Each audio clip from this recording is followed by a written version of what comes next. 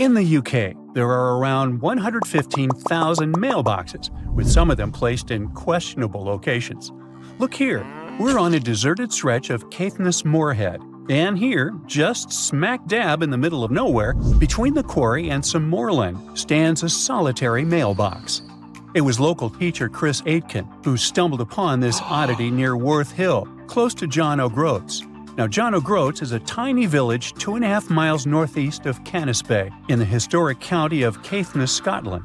The village itself is popular with tourists, but only houses around 300 people on a regular basis, and they have their own mailboxes there. So why would someone need one on a random hill?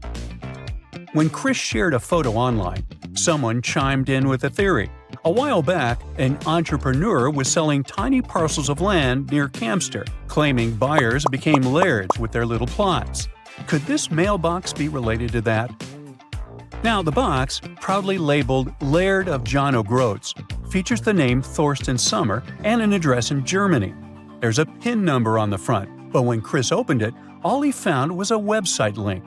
The site has pics of Sommer waving a Scottish flag and talking about his love for Scotland, even calling himself the Old Scotsman. Chris tried reaching out through the website for more info, but hasn't heard back. It might be linked to Sommer's reported purchase of a tiny patch of land, but buying Scottish laird titles is often seen as a fraud, giving no real title at all. The area around Worth Hill has had some recent police action too, after a body was found nearby. Ooh, could that somehow be connected to this mysterious mailbox too? Well, enough of the detective stories. Let's dive into some high-end fashion, shall we? So, you might have come across that funky image popping up all over the internet, claiming there's a pop-up Prada store in the Texas desert. Well, it's kind of true and kind of not. Yes, there's a shop, sort of. It showcased a whole range of Prada gear worth around $80,000. And guess what? Miuccia Prada herself handpicked the items. But still, you couldn't buy a single thing there. No cashiers, no shop assistants. It was like the place was permanently closed. The twist? It's actually an art installation. Made entirely of biodegradable materials, it was designed to gradually blend back into nature, taking a fun jab at our current consumer culture. But why display goods you can't actually buy? Well, it's a metaphor for the elusive charm of luxury. While it was meant to decay in peace, the hype surrounding it led to a surprising amount of foot traffic and even some chaos. After trying to fend off a few would-be thieves, the artist had to admit defeat. Now it's a hotspot for photos, drawing everyone from tourists to celebrities. Right, you can find a brand purse in the desert, but can you, let's say, find a car somewhere in Welsh caves? Well, the answer is yes, and let me tell you, it's not just one car, but many of them. The Cavern of Lost Souls is a well-known abandoned car cave tucked away in Wales. Once upon a time, it was a slate mine in Ceredigion, where workers pulled out tons of slate and transported it using narrow-gauge horse-drawn tramways. But as the mining industry faded away decades ago, the mine fell into a hush. If you dare go inside, which I personally do not recommend, you'll find two large chambers, but one is particularly noteworthy.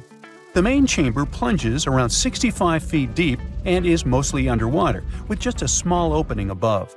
Since the mine shut down, locals and the council have taken advantage of that opening, tossing in all sorts of unwanted stuff. You'll find everything from fridges and TVs to even whole cars piled up in one corner. What makes the Cavern of Lost Souls special is the single beam of light that breaks through, casting its glow on the twisted heap of wrecked cars and metal. The water, when hit by that light, glows a stunning turquoise green, creating beautiful reflections of the cars and cavern walls on the still surface. Every now and then, a fragment of slate falls, shattering the quiet and sending ripples across the water. There was yet another weird find in Wales. A shiny 10-foot silver monolith recently popped up on Hay Bluff in Powys, Wales, and it's sparking a ton of curiosity. A local builder, Craig Muir, discovered it during his hike, and he described it as looking like it just dropped down from space. It's made of surgical steel, has no markings, and is super well crafted without visible welds. Muir's find is reminiscent of those mysterious monoliths that popped up worldwide in 2020, creating quite a buzz online. Local Richard Haynes suggested it could be some kind of scientific installation. But with national park rules against unauthorized structures, it might not be there for long. With no visible tracks around it, Muir speculated it could have been brought in by a group or even dropped from a helicopter. Now, this isn't the first strange monolith sighting. Similar ones have been spotted in Utah, the Isle of Wight, and even Glastonbury Tor, where one was humorously marked, "Not Banksy." However, it could be easily him. The UK is the leading country in terms of the number of Banksy's pieces of art. As of 2023, there were 70 of them. No wonder, as he is reportedly British and was born in Bristol. The Atacama Desert in northern Chile, the driest non-polar desert on Earth, features a bizarre sight at kilometer mark 1309 on the Pan American Highway, a giant cement hand that towers 36 feet above the sand. Looks creepy, right? Well, worry not. It's not some creepy monster trying to grip you and take you to the netherworld.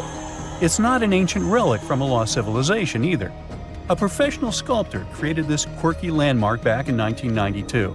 Despite its remoteness, the hand is frequently targeted by graffiti, so local volunteers must clean it up twice a year. And by the way, it's not the only landmark of this kind. The very same sculptor also created a similar hand in Punta del Este, Uruguay, called Man Emerging to Life, and it represents the idea that a giant might be holding South America in a stone grip. Hey, works for me. Now check out this giant stone sphere hidden in the forest of Bosnia's Visoko Valley. What do you think? Is it an ancient relic or a modern art installation? Share your thoughts in the comments. But to be completely frank with you, which I always am, nobody really knows for sure. Experts think this sphere, which measures around 10 feet across, is just a naturally occurring rock formation called a concretion. These iron-rich balls get their reddish color from the high iron content and form when mineral particles stick together over time. While concretions can take on some pretty wild shapes, the exact process of how they form is still a bit of a mystery. Then there's this archaeologist, often called the Bosnian Indiana Jones, who claims it's actually a man-made artifact from over 1,000 years ago. Spherical concretions aren't unique to Bosnia, though. You can find them all over the world, like these boulders in New Zealand, massive round stones that are over 60 million years old. There are also cannonball concretions in North Dakota. And let's not forget about the man-made stone spheres crafted by the Diquis people in Costa Rica, which are perfectly shaped and arranged, definitely a testament to human creativity. So while the Bosnian sphere is super intriguing, it's probably just an ancient concretion and not a remnant of a lost civilization. Bummer. Finally, some things are so well hidden that you have to go deep down into the seafloor to get a glimpse of them. Once a hedonistic hotspot for the Roman elite, Baia was like the Las Vegas of its time, but now its ruins are submerged underwater. This resort city thrived on volcanic hot springs and attracted the likes of Nero and Caesar, who even built vacation villas there. However, in the 8th century, Baia lost a battle and was abandoned by 1500. As the water levels rose, much of the city was lost beneath the bay. Today, you can explore Baia's ancient ruins in one of the few underwater archaeological parks in the world. Hold your breath. A long time ago, a huge meteorite smashed into the Earth with a horrible destructive power. It was several times bigger than the one that wiped out the dinosaurs 65 million years ago. Luckily, there were no lives it could have taken, or else it would have been a real catastrophe. Now, scientists think it did leave behind a huge footprint, the massive Antarctica impact crater that is bigger than the entire state of New York. The location also has a gravitational Wilkes Land anomaly going on. At first, scientists noticed something weird here when they measured Earth's gravity in that region, a strange gravity hole, or a negative gravity anomaly. Later, with better technology, they found something even weirder. There was a positive gravity anomaly inside that gravity hole, a spot with stronger gravity. This kind of structure, called a mascon, short for mass concentration, often shows up in places where giant space rocks or meteorites have slammed into the planet. When a meteor hits hard enough, it punches through the Earth's crust and shakes the mantle below. it can spring back up and leave behind a super dense plug of material, which causes stronger gravity right in the center of the crater. It's something like a frosty donut, with ice filling the gap and a dense center rising up from underneath. In 2018, scientists used advanced scanning techniques to study and map the Wilkes Land meteorite impact in more detail than ever before. They saw that it wasn't a perfect circle, but more of a U-shape, and the northern part looked like something had broken it apart. It possibly happened when Australia split away from Antarctica about 35 million years ago. Some scientists even think you can still see parts of the crater in southern Australia today. This clue also supports the idea that the giant crater under Antarctica formed before the continents broke apart. There have been different ideas about what created this strange formation. Some said it might be a volcano or an eroded valley, or even a sedimentary basin. That is a place where sediments build up over millions of years. But many scientists now believe the most likely explanation is a massive meteor impact. It was possibly one of the biggest to ever hit Earth. A 2015 study even estimated the age of the crater as its size matches the kind of space rocks that smashed into Earth between 4.1 and 3.8 billion years ago. The Wilkes Land meteorite impact was so powerful because the meteor that caused it could have been up to 30 miles wide. That's 4 to 5 times wider than the Chicxulub meteor that wiped out the dinosaurs 66 million years ago. Even that meteor was enough to cause massive destruction with wildfires, acid rain, tsunamis, and a climate crash that wiped out about 75% of all existing life. So it was lucky in a way that the meteorite that gave us the giant crater under Antarctica visited at a time when there were only microbes and no plants or animals on Earth. It didn't cause mass extinction or leave behind charcoal from ancient fires, but it may have changed the entire planet. Still, scientists haven't put the Wilkes Land anomaly mystery in the solved files because the crater is buried deep under Antarctica's thick ice sheet. It's hard to study up close. Scientists say we can't rule out the other ideas just yet, but if the meteor theory is right, then the Wilkes Land crater could be the largest known impact crater on Earth.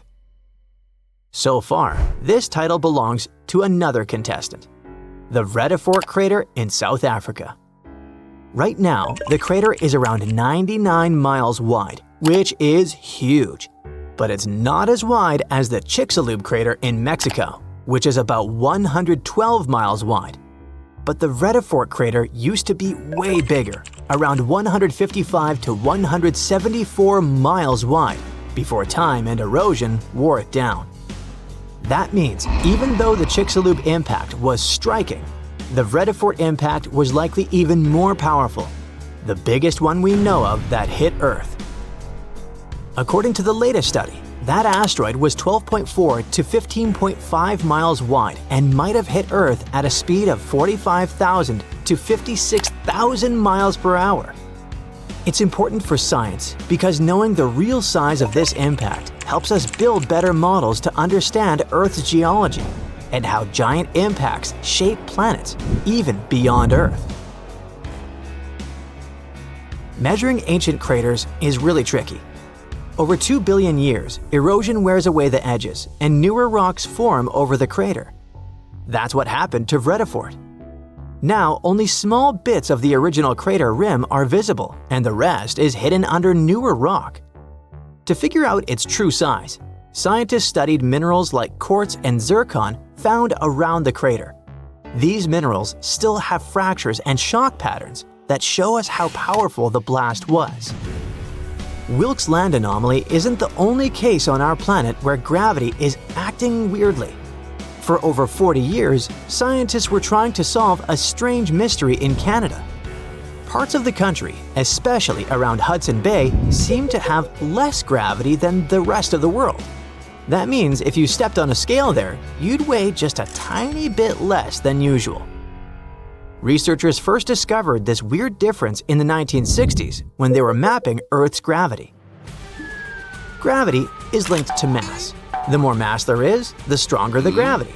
And since Earth isn't shaped perfectly like a ball but is slightly squashed at the poles and bulges at the equator, it makes sense that its mass isn't spread out evenly. So, the first out of the two main theories to explain the Hudson Bay mystery has to do with magma. Yes, that super hot, gooey rock deep under our planet's surface. Magma constantly churns like boiling soup in a process called convection. As this magma moves, it can drag parts of Earth's crust down with it. That makes the area lighter, which lowers the gravity. The second area has to do with the Laurentide ice sheet, a massive glacier that covered much of Canada during the last ice age. This ice was up to 2.3 miles thick in some parts of Hudson's Bay. That's like stacking 10 Empire State Buildings on top of each other. Because it was so heavy, the ice pressed the land down like a thumb on a sponge. Even though the ice melted away about 10,000 years ago, the land underneath is still slowly bouncing back, kind of like a memory foam mattress after you get up. This slow rise is called glacial rebound, and it's happening at less than half an inch per year. Until the land fully bounces back, which could take 5,000 more years, it will continue to have less mass, and that means less gravity. Both of these theories are right. To figure this out, scientists used super advanced satellites, which floated around 300 miles above Earth for several years. These satellites flew in pairs and detected how far apart they were pulled as they passed over areas like Hudson Bay to measure tiny changes in gravity. When the front satellite passed over a low-gravity area, it drifted just slightly, and that change was recorded. Thanks to this research, scientists created detailed maps showing what Hudson Bay looked like during the last ice age.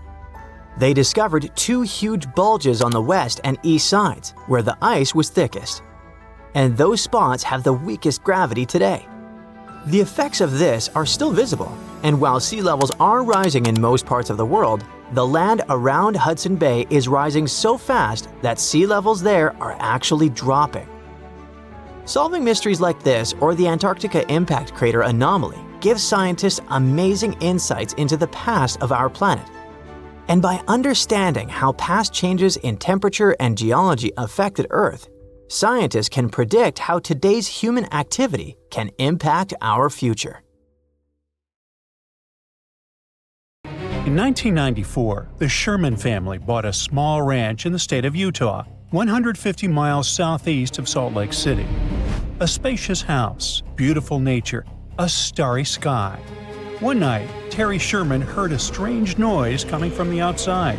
He went out of the house and saw a huge wolf. He had never seen a wolf of this size. Terry chased the animal away and ran after it, but the wolf's tracks were lost. It was as if it had disappeared into thin air. This was just one of the many creepy and strange cases that occurred at Skinwalker Ranch. The land where the farm is located used to be inhabited by the Ute people. In the past, they clashed with the Navajo, who, according to legend, sent skinwalkers on them. According to locals, a skinwalker is an evil witch who can take the form of any animal or human. There are rumors that skinwalkers still wander in this area. Perhaps the Sherman family saw one of them, but it's not that important. The fact is that the appearance of the huge wolf was just the beginning. Over the next 2 years, the family reported strange flashes of light, mysterious objects in the sky, crop circles, and mysterious voices that seemed to hover overhead. But the worst thing was the damage to livestock. The Sherman family, fortunately, acted contrary to all the cliches of horror movies. In 1996, they sold the cottage to Robert Bigelow, a man who had a lot of money and was interested in buying this particular ranch. But why? Because Robert Bigelow was a fan of strange, unusual phenomenon. He founded the National Institute for Discovery Science, or NIDSI, and the area where Skinwalker Ranch is located had been the center of attraction for creepy things. Since the 1950s, there have been hundreds of reports of mysterious objects in the sky in this region. And no, those are not your typical round flying saucers.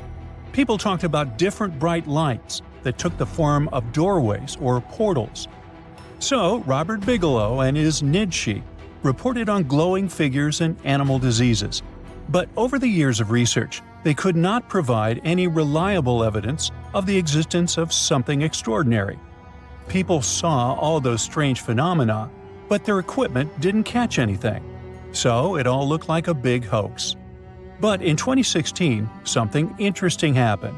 Skinwalker Ranch was sold to an anonymous buyer. 4 years later, the new owner did something no one had done before. Now imagine how cool it would be if all the strange phenomena were recorded not on old video cameras with poor quality, but on cool equipment with high-resolution video recording, powerful microphones, thermal imagers, and sensors. And what if you could also watch a live broadcast using this equipment? Well, that's exactly what the new rancher did. His name is Brandon Fugel, a real estate mogul from Utah. He not only bought the ranch, but also signed a contract with the History Channel to create a show, The Secret of Skinwalker Ranch. The point of this project is to apply a scientific approach to unexplained phenomena. To do this, he turned the ranch into a big reality show that's been running for 5 years. The first thing Brandon Fugel stated was that there would be no falsifications, fakes, or computer graphics. No show exploring strange phenomena can compare with this one in terms of realism and authenticity. Fugel uses thermographic imaging systems, plane transponder data receivers, magnetometers, special cameras that detect infrared radiation and convert it to images, and other complicated scientific equipment. He shares all the data with the audience and allows the most devoted fans of the show to monitor 50 cameras with microphones installed throughout the territory live at any moment. For money, of course. Membership in the Skinwalker Ranch Insiders program starts at $8 per month. During the entire existence of the show, more than 10,000 people have signed up. Participants can not only watch the ranch through cameras, but also rotate them and zoom in and out. In addition to cameras and thermal imagers, Fugel launched special lasers into the sky that reflect off any surface. If the sky is clear, the lasers go far up. If there's an object, the lasers reflect off it. In one of the episodes, they used this equipment to detect something flying and invisible. Fugel also said that he had seen strange flying objects with his own eyes. Skinwalker Ranch turned out to be a real twilight zone for him. Now one day, the camera footage showed one of the doors slam shut. Just like that, without any wind. Other terrible phenomena are connected with livestock. Animals often get hurt, and many of them simply don't survive. And there are loads of such strange, unexplained cases. Each episode of The Secret of Skinwalker Ranch is dedicated to a phenomenon and its exploration. But has expensive equipment helped to unravel any secrets or prove the existence of extraterrestrial or mystical forces? If this had been confirmed, the whole world would probably already know about it. Therefore, at the moment, it's just an interesting show for fans of mysterious phenomena. There's no direct evidence of the existence of anything unusual there.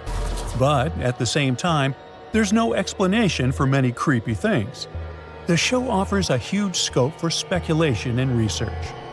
Local folklore, flying objects, strange voices, not unlike mine, and many unexplained phenomenon are all in one place.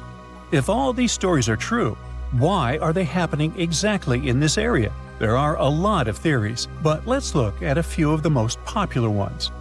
The first and most obvious one. Imagine that you have a popular show that makes you money. People watch it only because it shows mysterious, inexplicable things. But what if there's an explanation?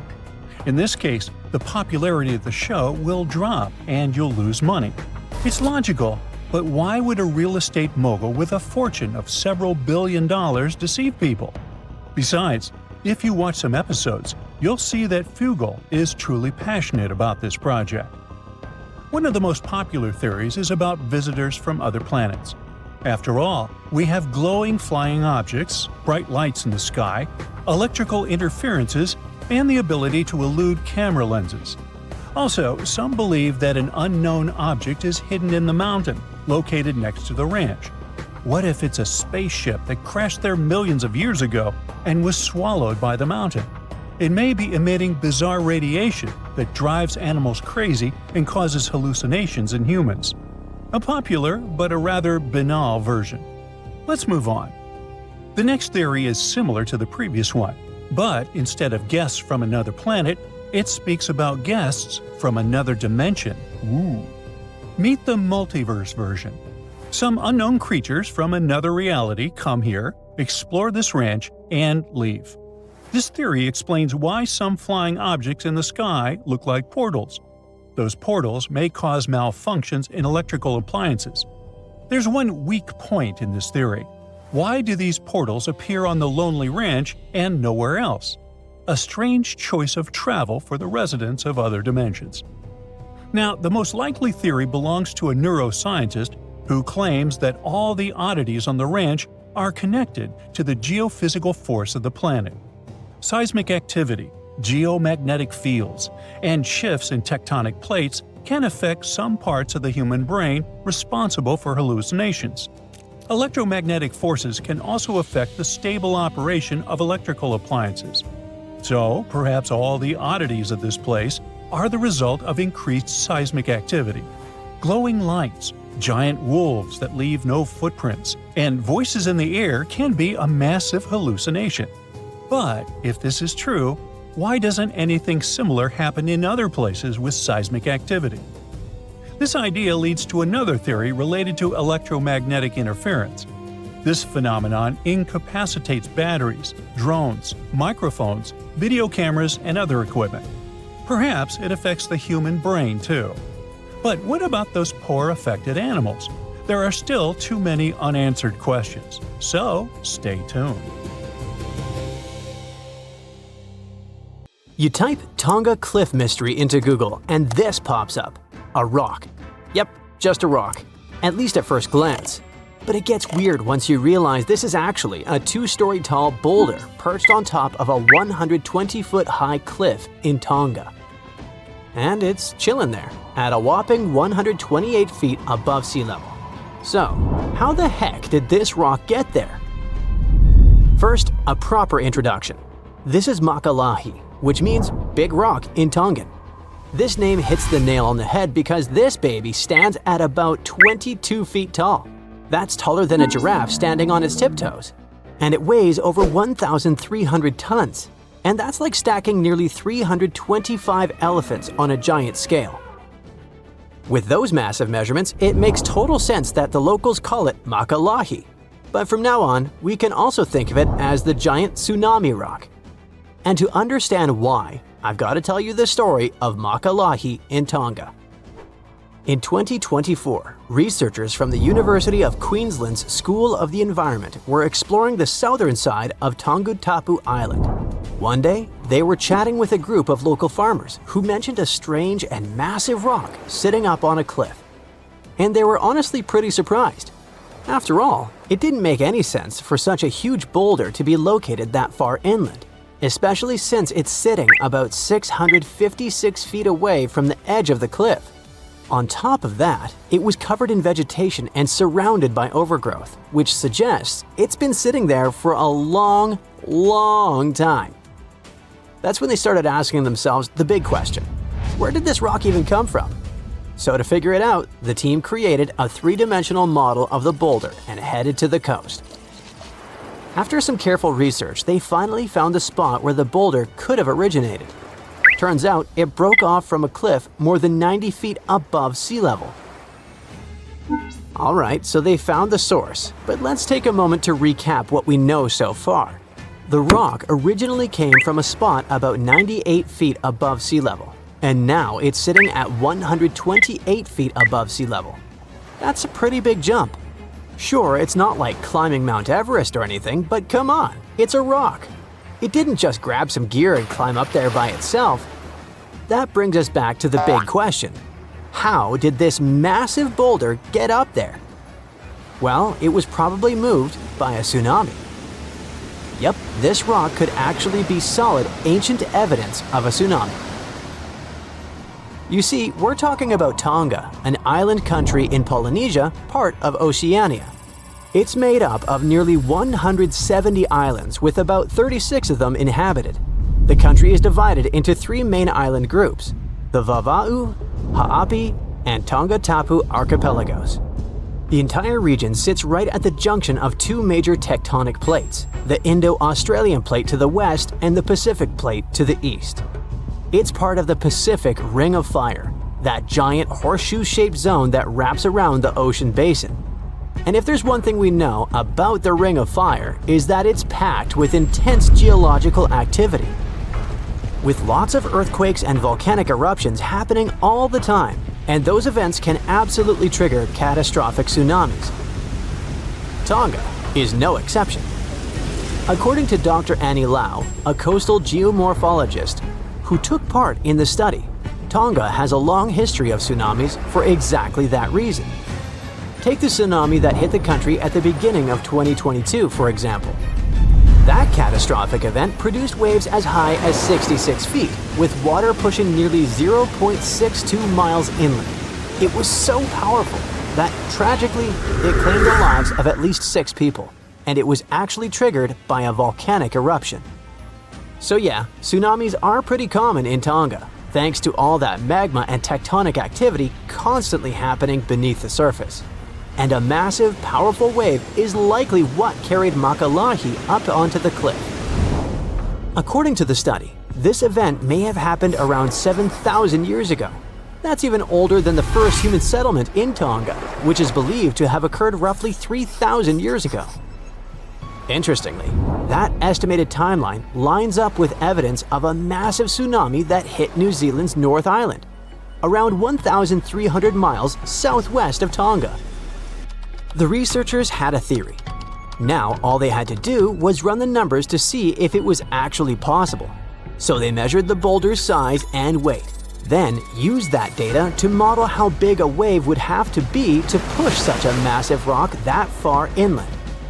Their findings suggest the boulder may have originally sat near the edge of a cliff, but was shoved inland by a tsunami. The wave lasted about 90 seconds and reached up to 164 feet in height. That's almost as tall as Niagara Falls. Just to give you a perspective, that's significantly larger than the waves recorded during the Indian Ocean tsunami in 2004 or the Tohoku tsunami in 2011. Now, here's the thing. These tsunamis were triggered by earthquakes, and waves caused by earthquakes usually top out at just a few tens of feet. So, in Makalahi's case, it probably wasn't an earthquake that did the job. Instead, it's possible the wave came from a landslide tsunami. This theory suggests that the earthquake not only generated a tsunami that flooded the island, but it probably also triggered a massive landslide. When a huge chunk of material suddenly slides into the ocean or something shifts quickly underwater, it can create a landslide-triggered tsunami, and that landslide, in turn, may have produced a second tsunami. One powerful enough to carry Makalahi and drop it where it still sits today.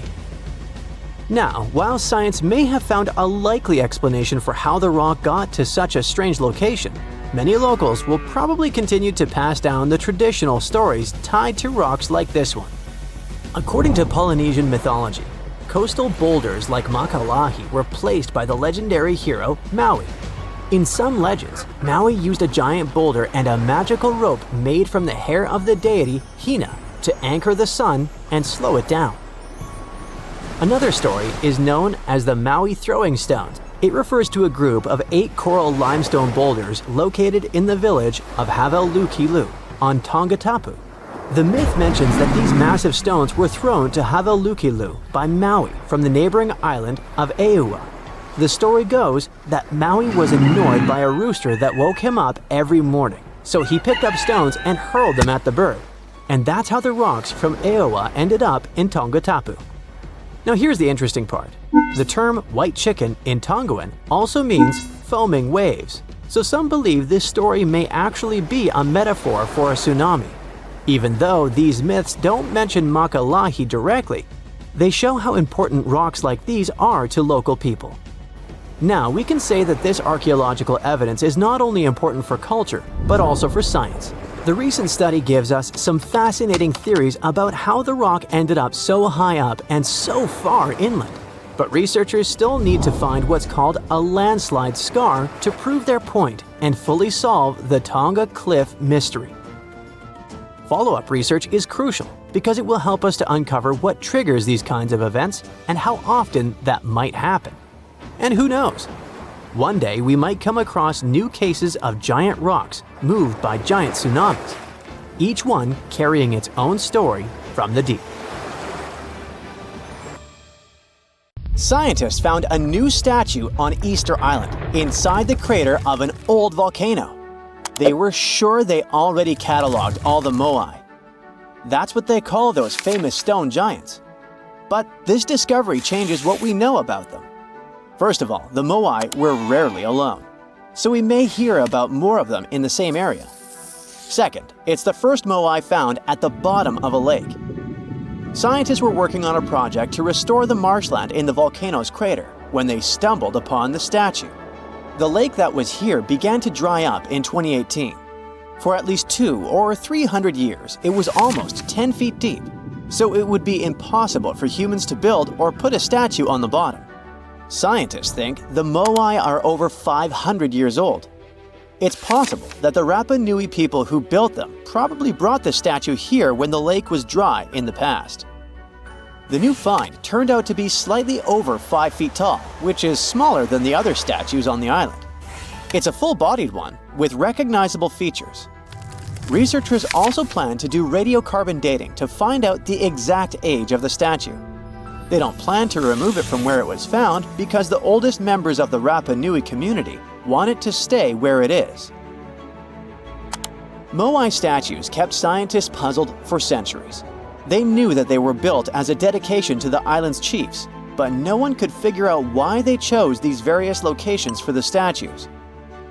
Most of them were found along the coast of the island. Researchers from Binghamton University in New York decided to study the locations more closely and learned that it had to do with water.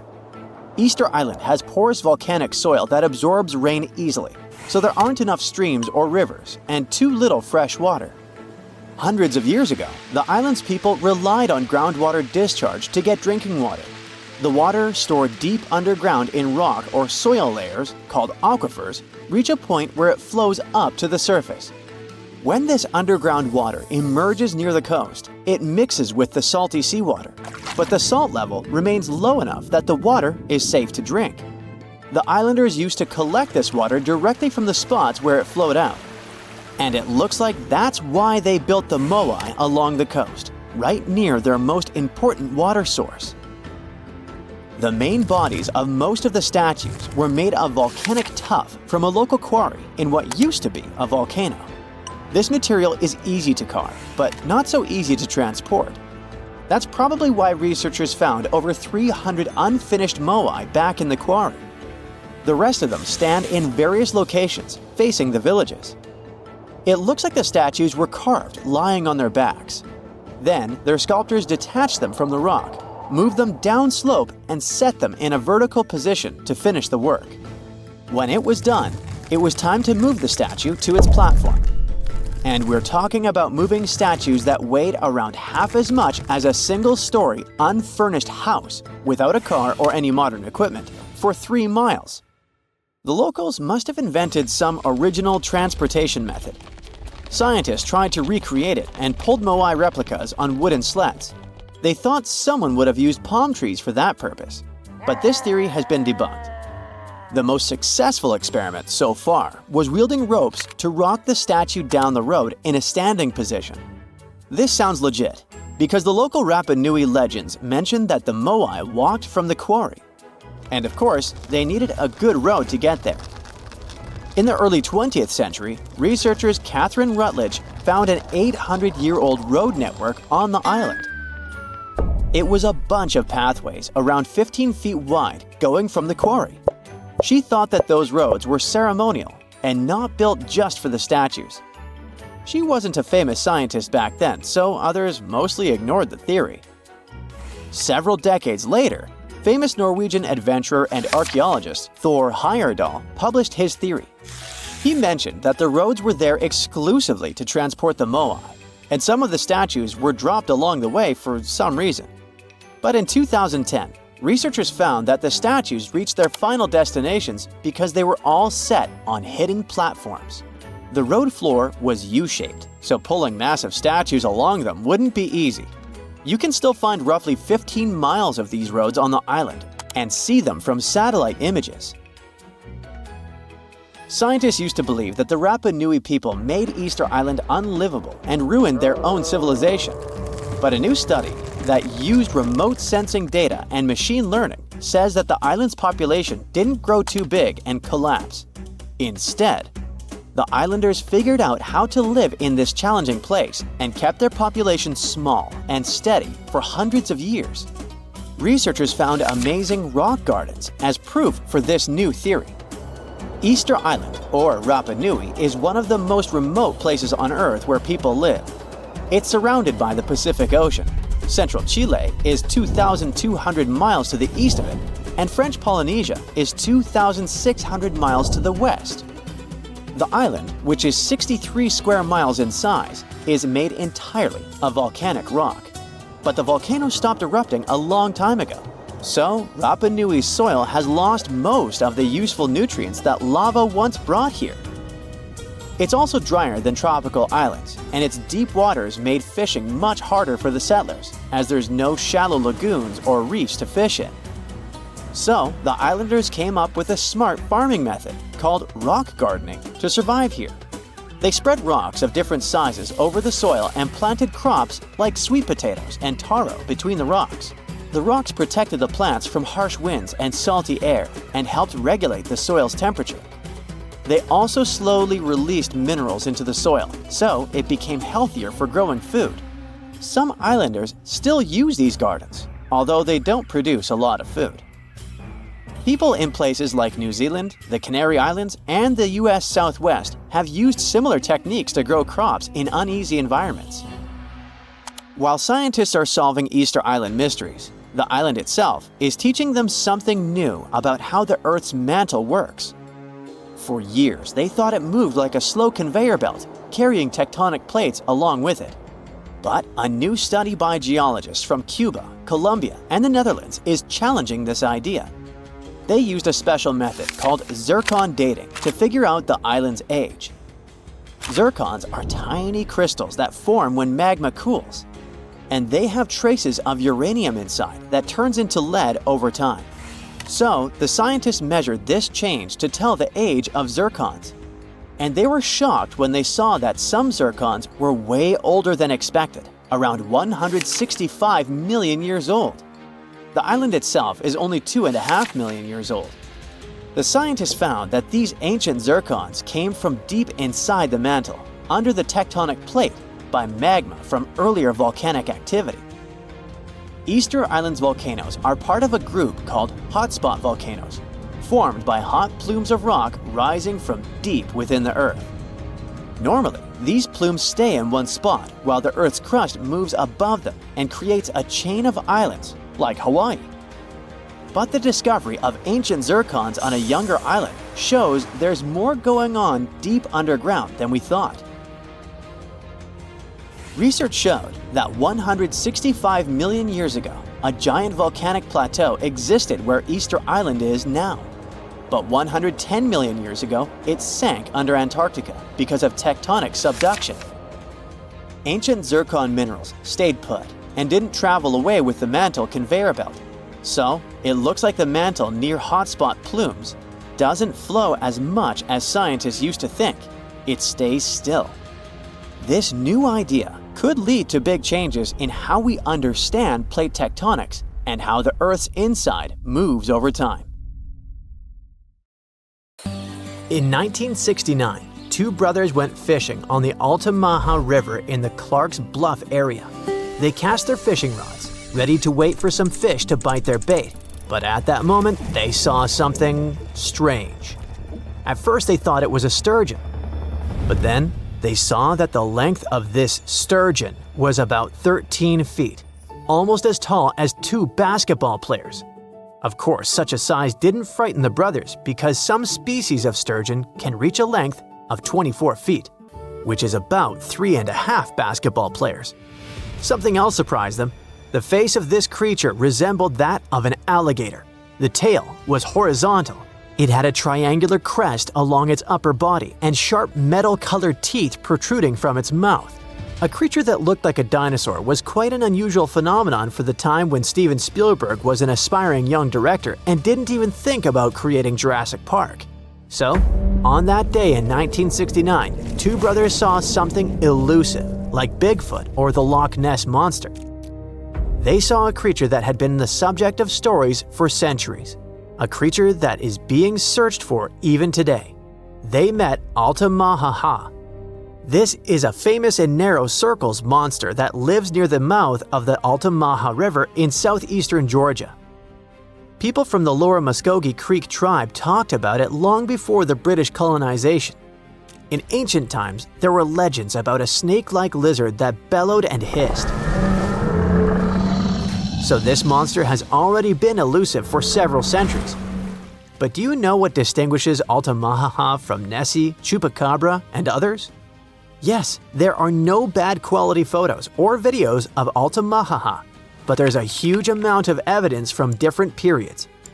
For the locals, Alta Maha is so real that one artist created a detailed statue of this river beast. Of course, it's not accurate because it's based on eyewitness accounts. But you'll probably agree that it would be scary to see such a cute animal in the middle of the river while fishing. Almost all the stories are about a creature without hind limbs, but with front flippers, which swims like a dolphin, has a crocodile face, big eyes, and large, sharp teeth.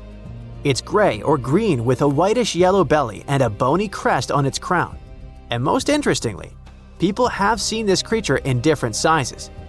Of course, when you see an unknown dinosaur-like thing, you can exaggerate its size or estimate it incorrectly, which explains the difference in statements. But there's also a probability that Georgia is home to a big family of Alta Maha. One of the first people to see this creature and report it to a local newspaper was Captain Delano. On his schooner Eagle, he was sailing near St. Simon's Island, below the mouth of the Alta Maha River, when he saw a creature about 70 feet long, which is almost twice the size of a school bus. Its body was like a barrel, and its head was like that of an alligator. It's possible that the captain greatly exaggerated the size of the monster because of the excitement, but several other people who were with him in the boat confirmed his words. From that moment on, reports of the river monster began to appear more often. Someone saw it flashing along the river. Others saw how it behaved defensively towards people. And some people reported that Alta Maha was just basking in the sun. Just imagine its displeasure. Not only fishers met Alta Maha. In the 20s of the last century, lumberjacks were crossing the river and saw a huge snake-like monster. In 1935, a group of hunters saw a creature they called a giant snake. In the 1940s, Boy Scouts encountered a similar creature. And in the 1950s, two employees from Reidsville State Prison saw it. For so many years, people have been meeting it, and no one has ever managed to catch the monster. Perhaps it's smarter than it looks and always very careful. Maybe people are afraid to touch it. Perhaps they consider it a national treasure and protect it. But one day, there was a case when Alta Maha almost fell into a trap. In the summer of 1980, two men saw a monster wallowing on a muddy shore. It seemed like it was stuck and trying to get out. The witnesses said that the rough, dark-skinned creature had finally left the shore, dived into the water, and disappeared. Later that year, another man said he had seen something similar. A snake-like large creature with two brown humps protruding from the water. It dived into the water and churned the surface, like a boat while moving. Other witnesses catching crabs described Alta Maha as the largest eel in the world. Okay, stop! Many saw it in the last century, but what about more recent news? Is the monster still alive? Oh yeah. In 2002, a man was pulling a boat upriver near the town of Brunswick when he noticed something large, 20 feet long and about 6.5 feet wide, breaking out of the water. In 2010, a photographer caught something strange on camera floating along a canal in the city of Darien. And these cases are just the ones we know about. Surely, many people have seen this thing but haven't talked about it in newspapers or on the internet. If you don't believe these stories, you can go to Darien, get on a boat, and ride along the river to see this monster with your own eyes. Yes, according to reports, this creature always tries to avoid people. It's very cautious, but all the same, you should not get too close to this water lizard twice the size of a school bus. Go to the Museum of Darien to take a photo of the Alta Maha statue. There are also souvenirs with the image of this monster. But let's assume that you or someone else managed not only to take a clear photo of the Alta Maha, but also catch it. What is the next course of action? What are you going to tell the world, and how will the world react to it? What will happen to the poor animal, surrounded by millions of flashes from reporters' cameras? Will people make a show out of it or send it to a lab? Fortunately, in 2001, scientists already developed an action plan. This plan was drawn up by Scotland's nature agency, NatureScot, since they had concerns about the Loch Ness monster. At some point, it became too popular and too many people tried to catch it, so the agency became concerned about saving the life of the famous creature. They showed the Nessie contingency plan that can also be used for any unknown animal that lives in water or on land. According to the plan, if the ancient lizard is captured, scientists should take its DNA sample and just release it back into the wild. Fair enough. The animal will receive the same legal protection as other local wildlife in Scotland. All attempts to catch it will be prohibited. But let's imagine that this is exactly what happens. Scientists receive a DNA sample of the Alta Maha, the Loch Ness monster, or other similar creatures. What could those be? Some ancient descendants of dinosaurs? For example, the plesiosaur looks like a distant relative of these monsters. It's huge and has a long neck and a toothy mouth. What if it managed to survive and reach the Alta Maha River? Or it may be a completely new, unknown species that lives in deep freshwater. Some people who saw Alta Maha said that it had produced a hissing sound. What if it's some kind of ancient python or anaconda that moved from land to water and grew fins? In any case, it should not be ruled out that it may be some kind of eel or sturgeon. One day, someone saw it, was impressed, and told other people about it with great exaggeration.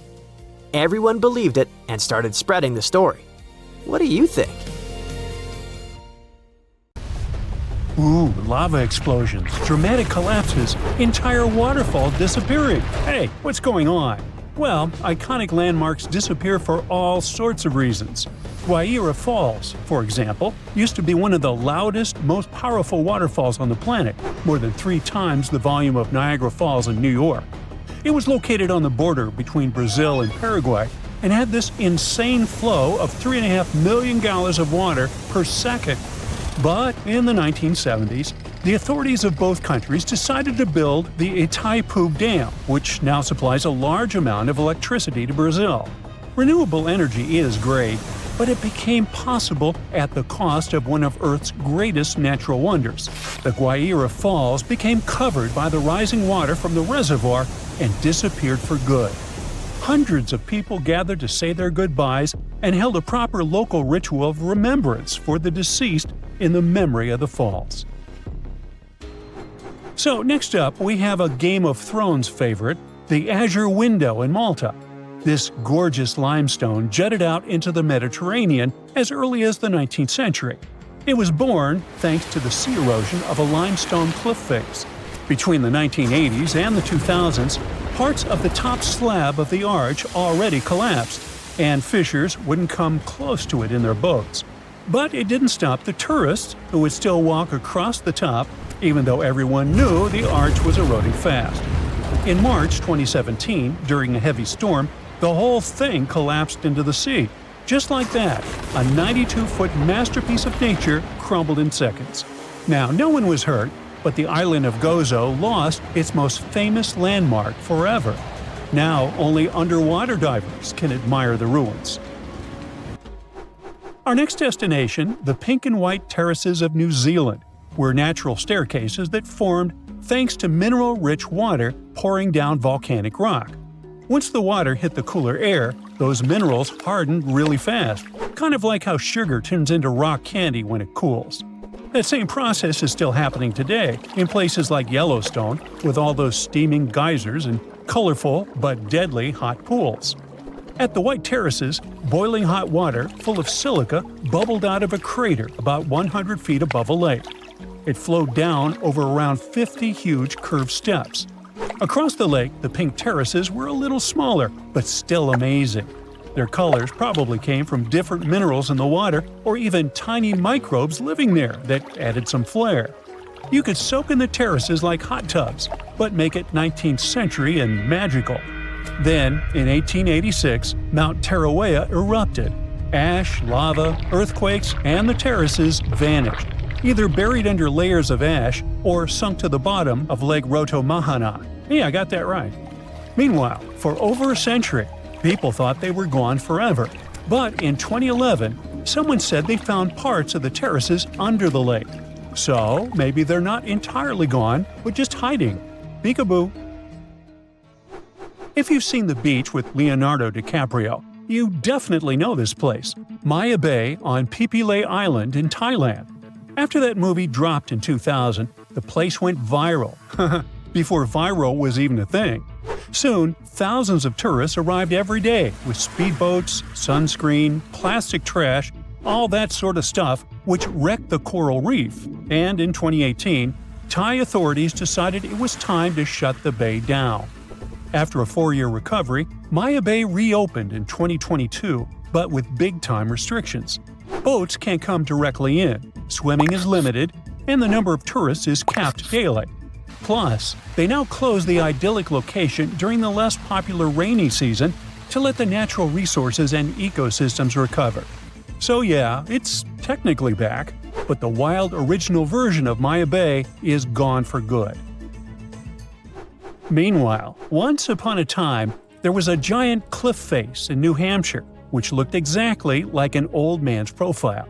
See? There was a jaw, forehead, and even a nose. That was called the young woman on the porch. No, not really. It was the old man of the mountain, made of granite ledges perched on Cannon Mountain in Franconia Notch. With some severe freezing and thawing after the retreat of glaciers 12,000 years ago, the rock took the shape of that face, 40 feet tall and 25 feet wide. People first wrote about it in the early 1800s, and it became a symbol of New Hampshire.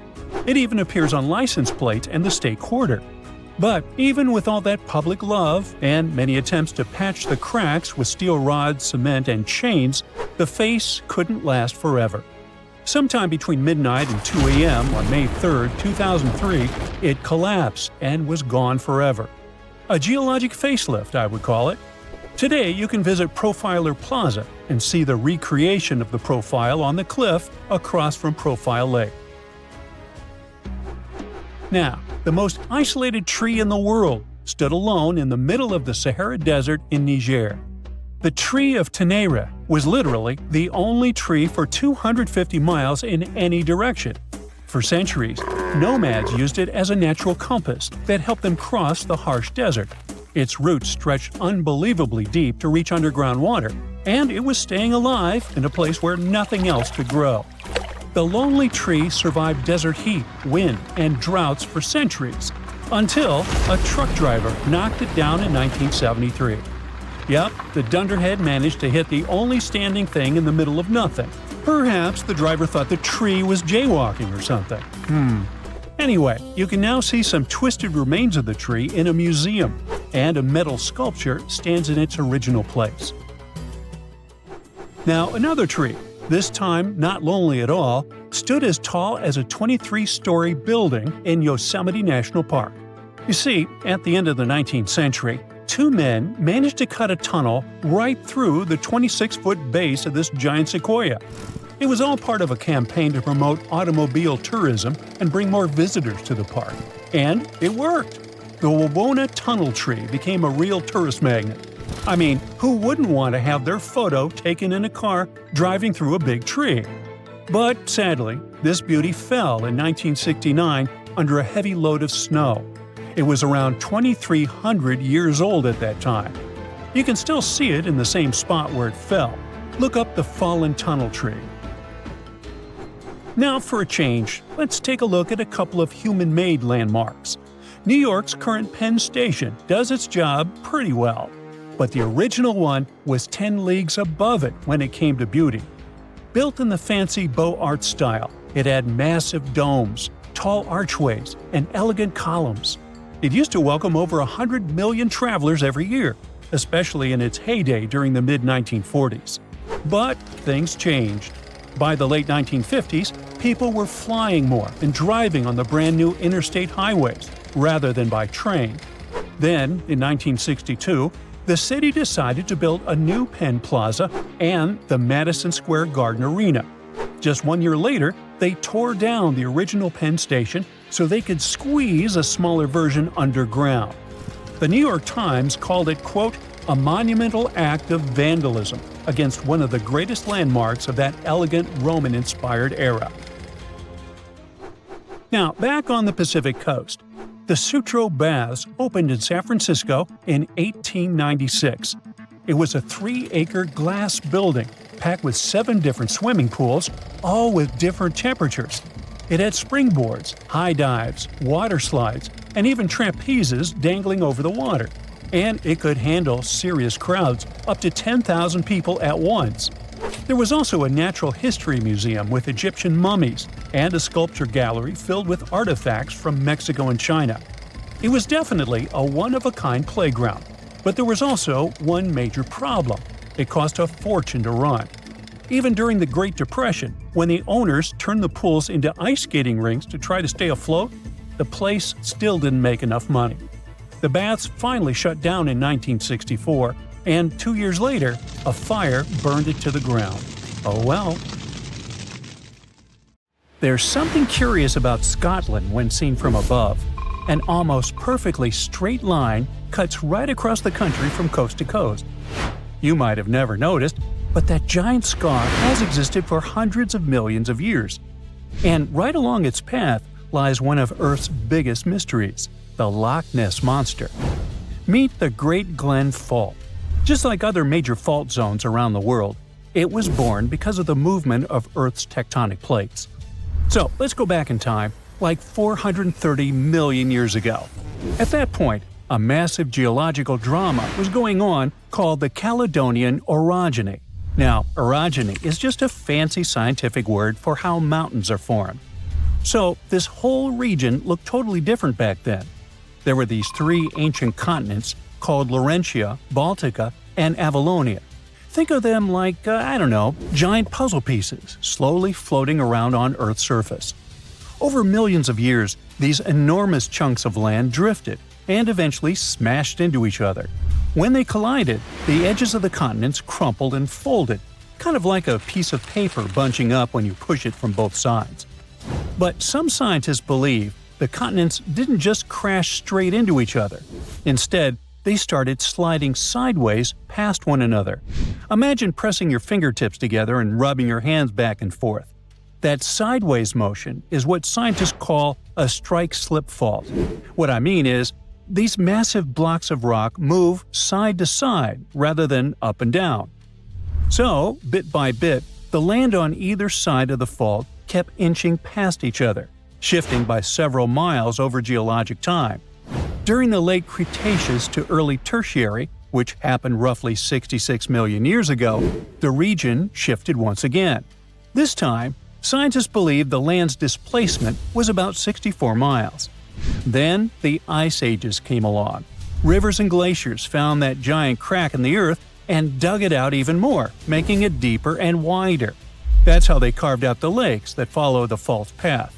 Finally, dump all of that into a geological blender, and there you have it, the Great Glen Fault in all of its majestic glory today. Yep, all that movement of the land helped sculpt the mountains and deep valleys that shape the highlands as we see now. Now the interesting thing is, the story of the Great Glen Fault doesn't stop in Scotland. This scar in Earth's crust actually has a secret twin across the ocean.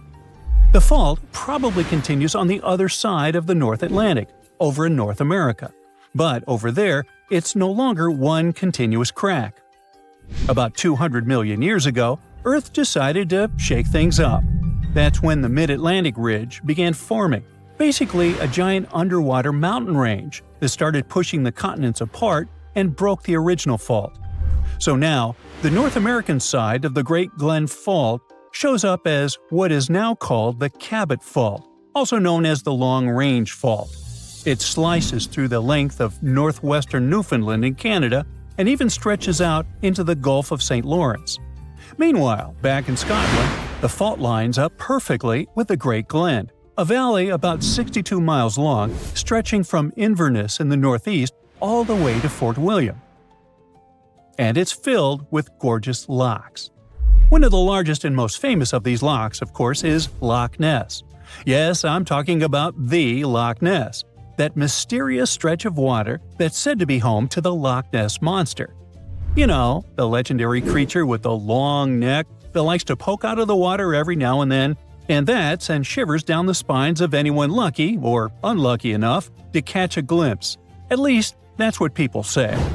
But despite many years of searching for the creature, everything from thermal imaging drones to miniature submarines, no one has found any real evidence of the monster. And one interesting fact is that the Loch Ness Monster might be directly linked to the Great Glen Fault. Some geologists think that plenty of Nessie sightings might actually be, well, just simple bubbles, big ones, and they were probably caused by the fault itself. The thing is, all the movement in this region hasn't been confined to millions of years ago. Over the past 150 years or so, there have been occasional moderate earthquakes rumbling through the highlands. When the fault lines shift, even just a tiny bit, they can release gas pockets trapped underground. Then, rising gas bubbles can disturb the surface of a lake, creating ripples, waves, or sudden bursts of movement across the water. And that's exactly the kind of thing that might look to someone standing on the shore like a giant creature swimming just beneath the surface. But in reality, it could simply be the Earth shifting by a fraction of an inch along that ancient fault. Or, as I like to put it, the lake has farted. Big question, is this region still moving? I mean, is this big geological map actually getting bigger nowadays? Well, it's hard to say, because scientists don't all agree. Some researchers think the Great Glen Fault is still active today. They consider it a reactivated strike-slip fault, meaning there might still be some action happening deep underground. The rocks on either side might still be straining and inching past each other. And in fact, occasional moderate tremors have been recorded over the past 150 years, usually with magnitudes of around 3 or 4. But not everyone is convinced. Other scientists point out that there is no solid evidence of significant modern activity along the main fault, and the seismic activity over the past few centuries hasn't been strong enough to prove the fault is seriously on the move. Take the Inverness earthquake that happened in 1901, for instance.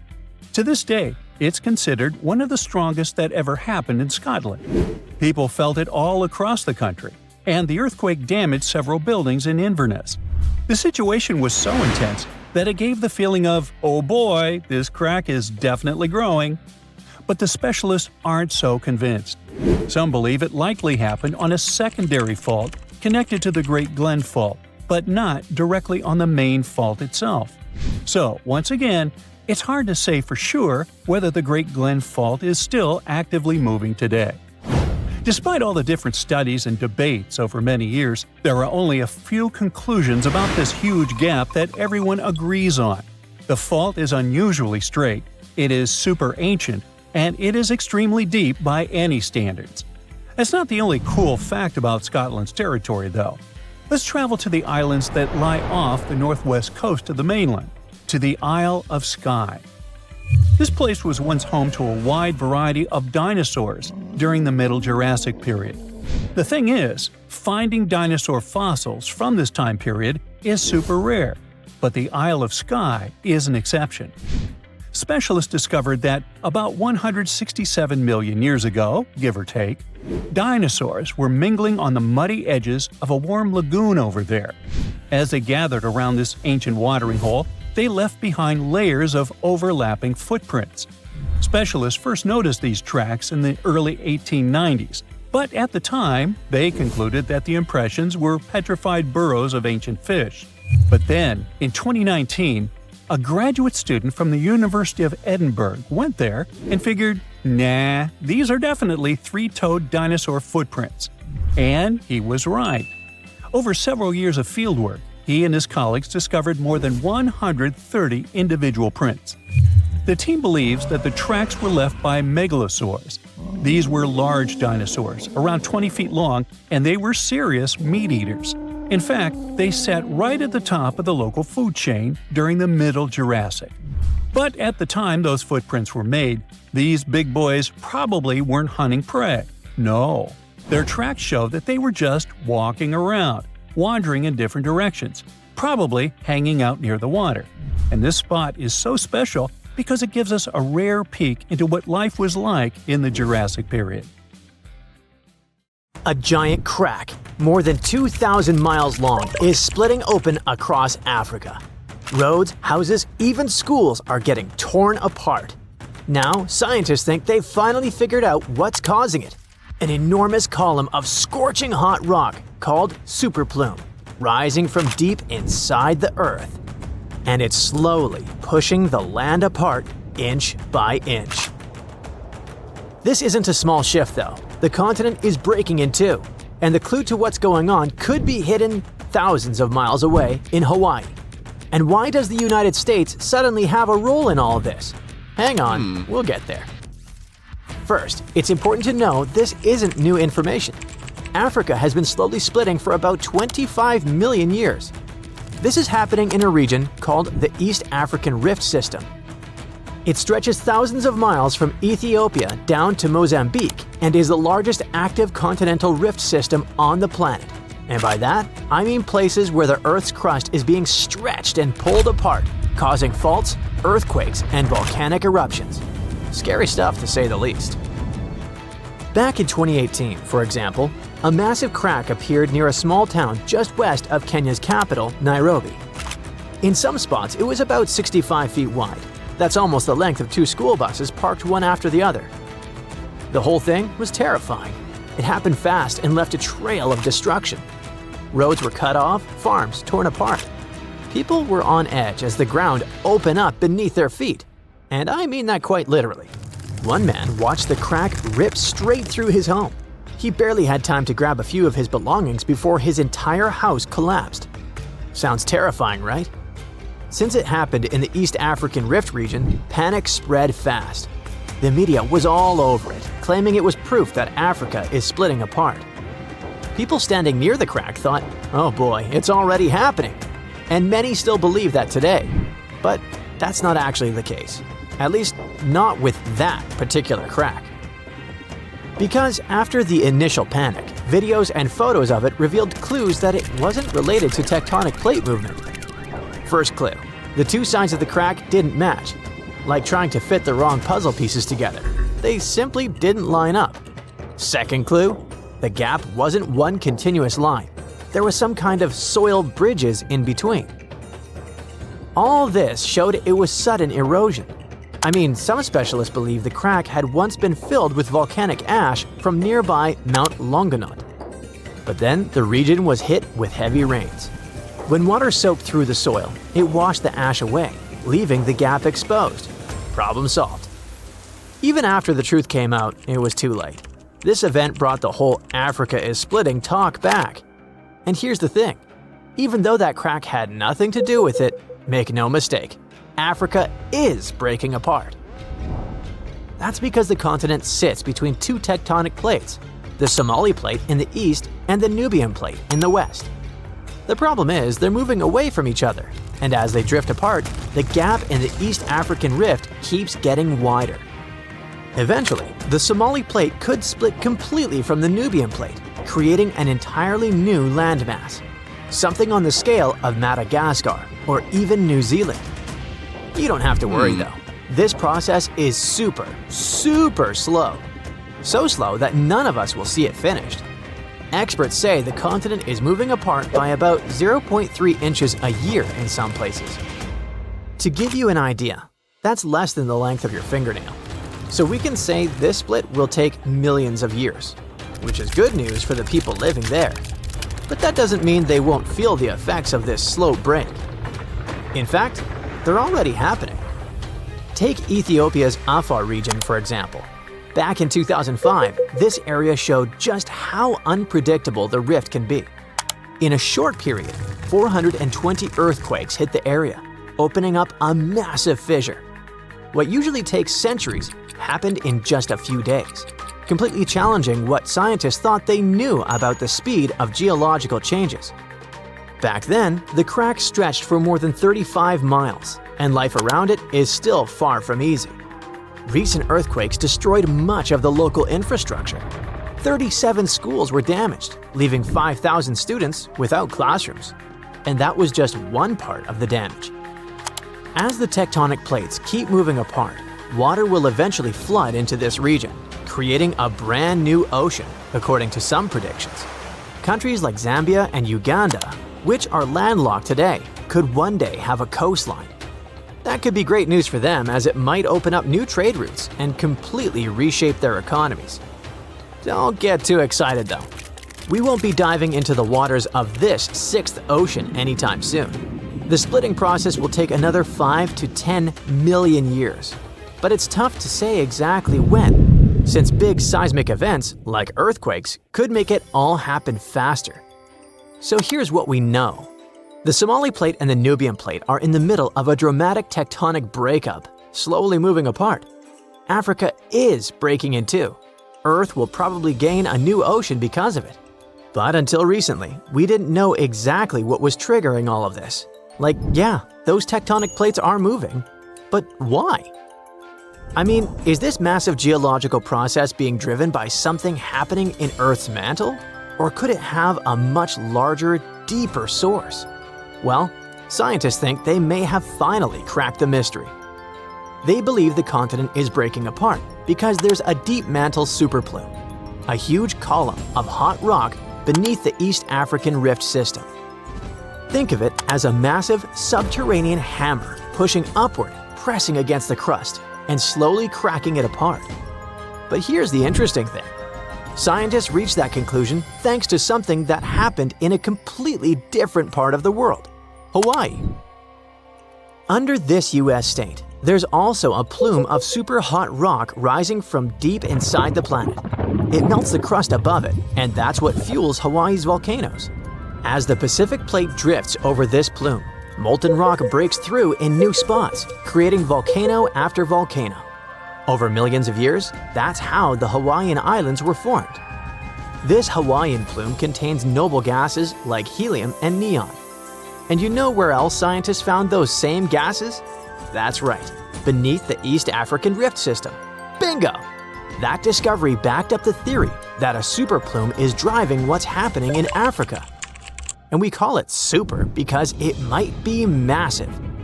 You see, these same gases have been found in volcanic rocks from Kenya all the way down to Malawi. So everything points to the existence of a single superplume that stretches from the Indian Ocean to the Red Sea, not a bunch of several isolated sources. If their data and research are correct, scientists estimate that this superplume beneath Africa likely starts at the core mantle boundary, which is located about 1,800 miles deep inside the Earth. While the East African Rift system's chemical signatures are similar to those found in volcanic rocks in Hawaii, they're not identical.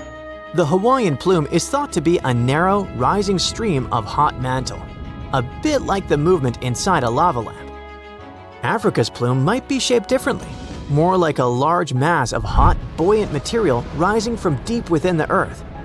As it reaches the surface, this hot material hits the colder, solid outer layer and spreads out, pushing hard enough to crack it open and trigger intense volcanic activity across the region.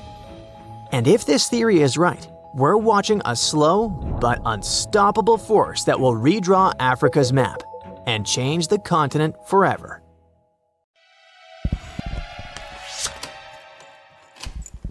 In Colombia, people saw a small round object floating in the sky which then fell to the ground. They recorded it on video and picked it up. It turned out to be a strange round metal sphere. There were no turbines or propellers on it, which are common for drones. Plus, according to eyewitnesses, the sphere was cold after it fell to the ground.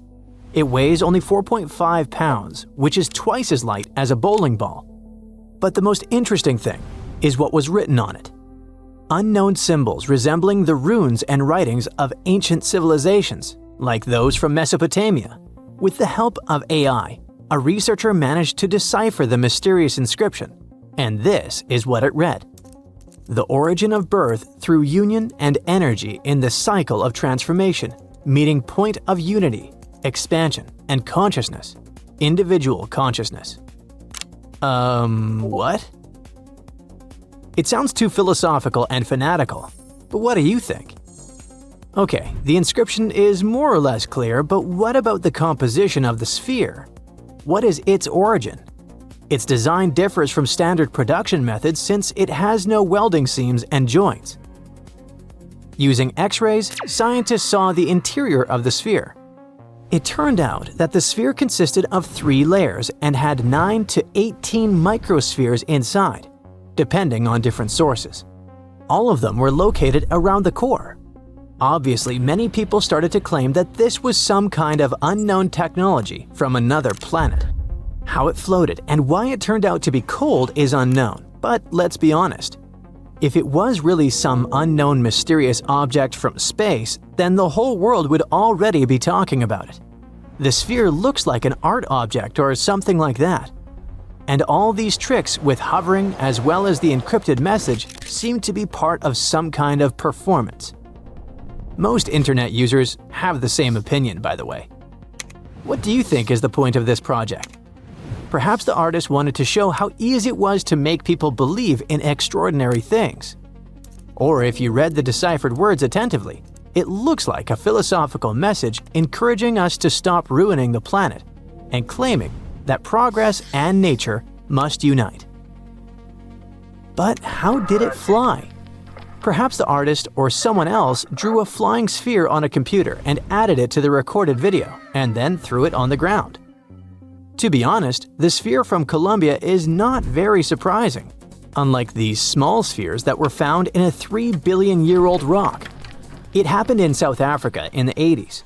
Mysterious spheres similar to tiny cricket balls are called Klerksdorp spheres. They have a smooth surface and tiny lines running through the center. They look like they were created by some ancient cave human, but the only catch is that 3 billion years ago, there were no humans. There weren't even any dinosaurs. So who or what created these things? Many pseudoscientists say that the spheres were created by extraterrestrial civilizations.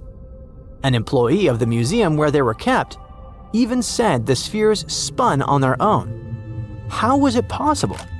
A thorough analysis revealed the truth. The answer was simple. The creator of the spheres is nature.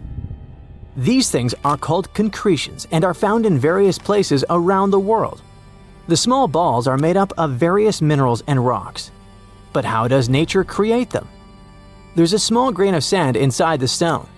For millions and billions of years, water with minerals envelops this grain in layers, and thus, a small ball is formed.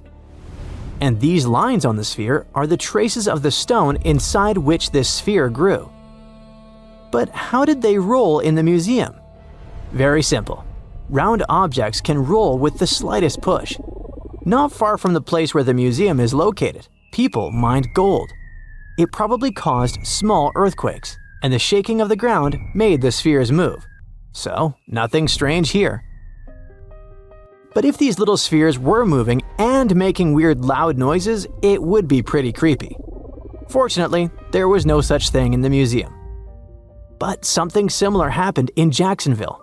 A large metal sphere the size of a bowling ball became perhaps the most famous sphere in the world after the Betts family found it at the Fort George Island Forest in 1974. Jerry, Antoine, and their 21-year-old son Terry were walking in the woods around their private property when Terry found a mysterious metal ball. He thought it was a beautiful souvenir, so he took it with him. The strange artifact stayed in the house like a trinket, No one paid any attention to it until Terry started playing guitar. At that moment, the sphere rolled on its own. Or not. You'll find out later. It changed direction and stopped, then vibrated and made a high-pitched sound that made dogs whine and cover their ears. All the family members immediately realized that this was something bizarre. One of the first people the Betts family told about the sphere was a radio host who loved mysterious stories. It's worth noting that in the 70s, the topic of extraterrestrial civilizations was very popular. Therefore, Betts' sphere became a superstar very quickly. The radio host confirmed that the sphere was behaving quite strangely. Then, another person did it. After that, the family started inviting journalists to the house. Stories about the Betts sphere spread throughout Jacksonville, and very soon across the country. Newspapers wrote about the extraterrestrial origin of the sphere. Journalists interviewed the members of the Betts family. People seemed to be going crazy because of this story. Of course, the news about the mysterious artifact reached the country's authorities. The US Navy decided to take a look at the Betts sphere to make sure it wasn't their technology. But what if it was some kind of secret development that fell out of a plane and ended up in the hands of civilians? Fortunately for the Navy, this theory turned out to be false. They analyzed the sphere and found out that it was made of stainless steel, but they couldn't figure out who its creator was. But they knew for sure that the sphere had been made on Earth. A tiny triangular chip on the surface caused the ball to roll on the floor in different directions. In such a perfectly balanced object, even a tiny flaw could make the ball move in a strange way. Also, the construction of the house was uneven. Any light touch caused the sphere to move and change direction. The US Navy soon revealed the origin of this mysterious object. It was a large ball bearing that was used as a ball check valve in the pipeline system of a chemical plant. Sometime later, news broke that another similar sphere had been found. It turned out to be part of a valve used in a paper mill. Over time, other details turned up. An artist from New Mexico collected various kinds of scrap metal to use in creating sculptures. He told reporters that he had once loaded a ball check valve onto the roof of his bus and drove through the Jacksonville area in 1971. A few balls fell out. Perhaps one of them rolled off into the woods where the Betts family found it. That's the whole story. No magic or extraterrestrial technology. But despite all these investigations, the Betts sphere still remained famous. People called the family 24 hours a day. Journalists came to their private property to see the sphere. Of course, the family was tired of such popularity. Telling reporters the same things about this sphere over and over again was not the most fun activity. At some point, the members of the family stopped discussing it. In an interview, Jerry Betts said that all this popularity had suppressed the family. They were no longer engaged in investigations related to the spheres, so the exact origin of this thing was not proven. But as you've already heard, the theories seem to be quite true.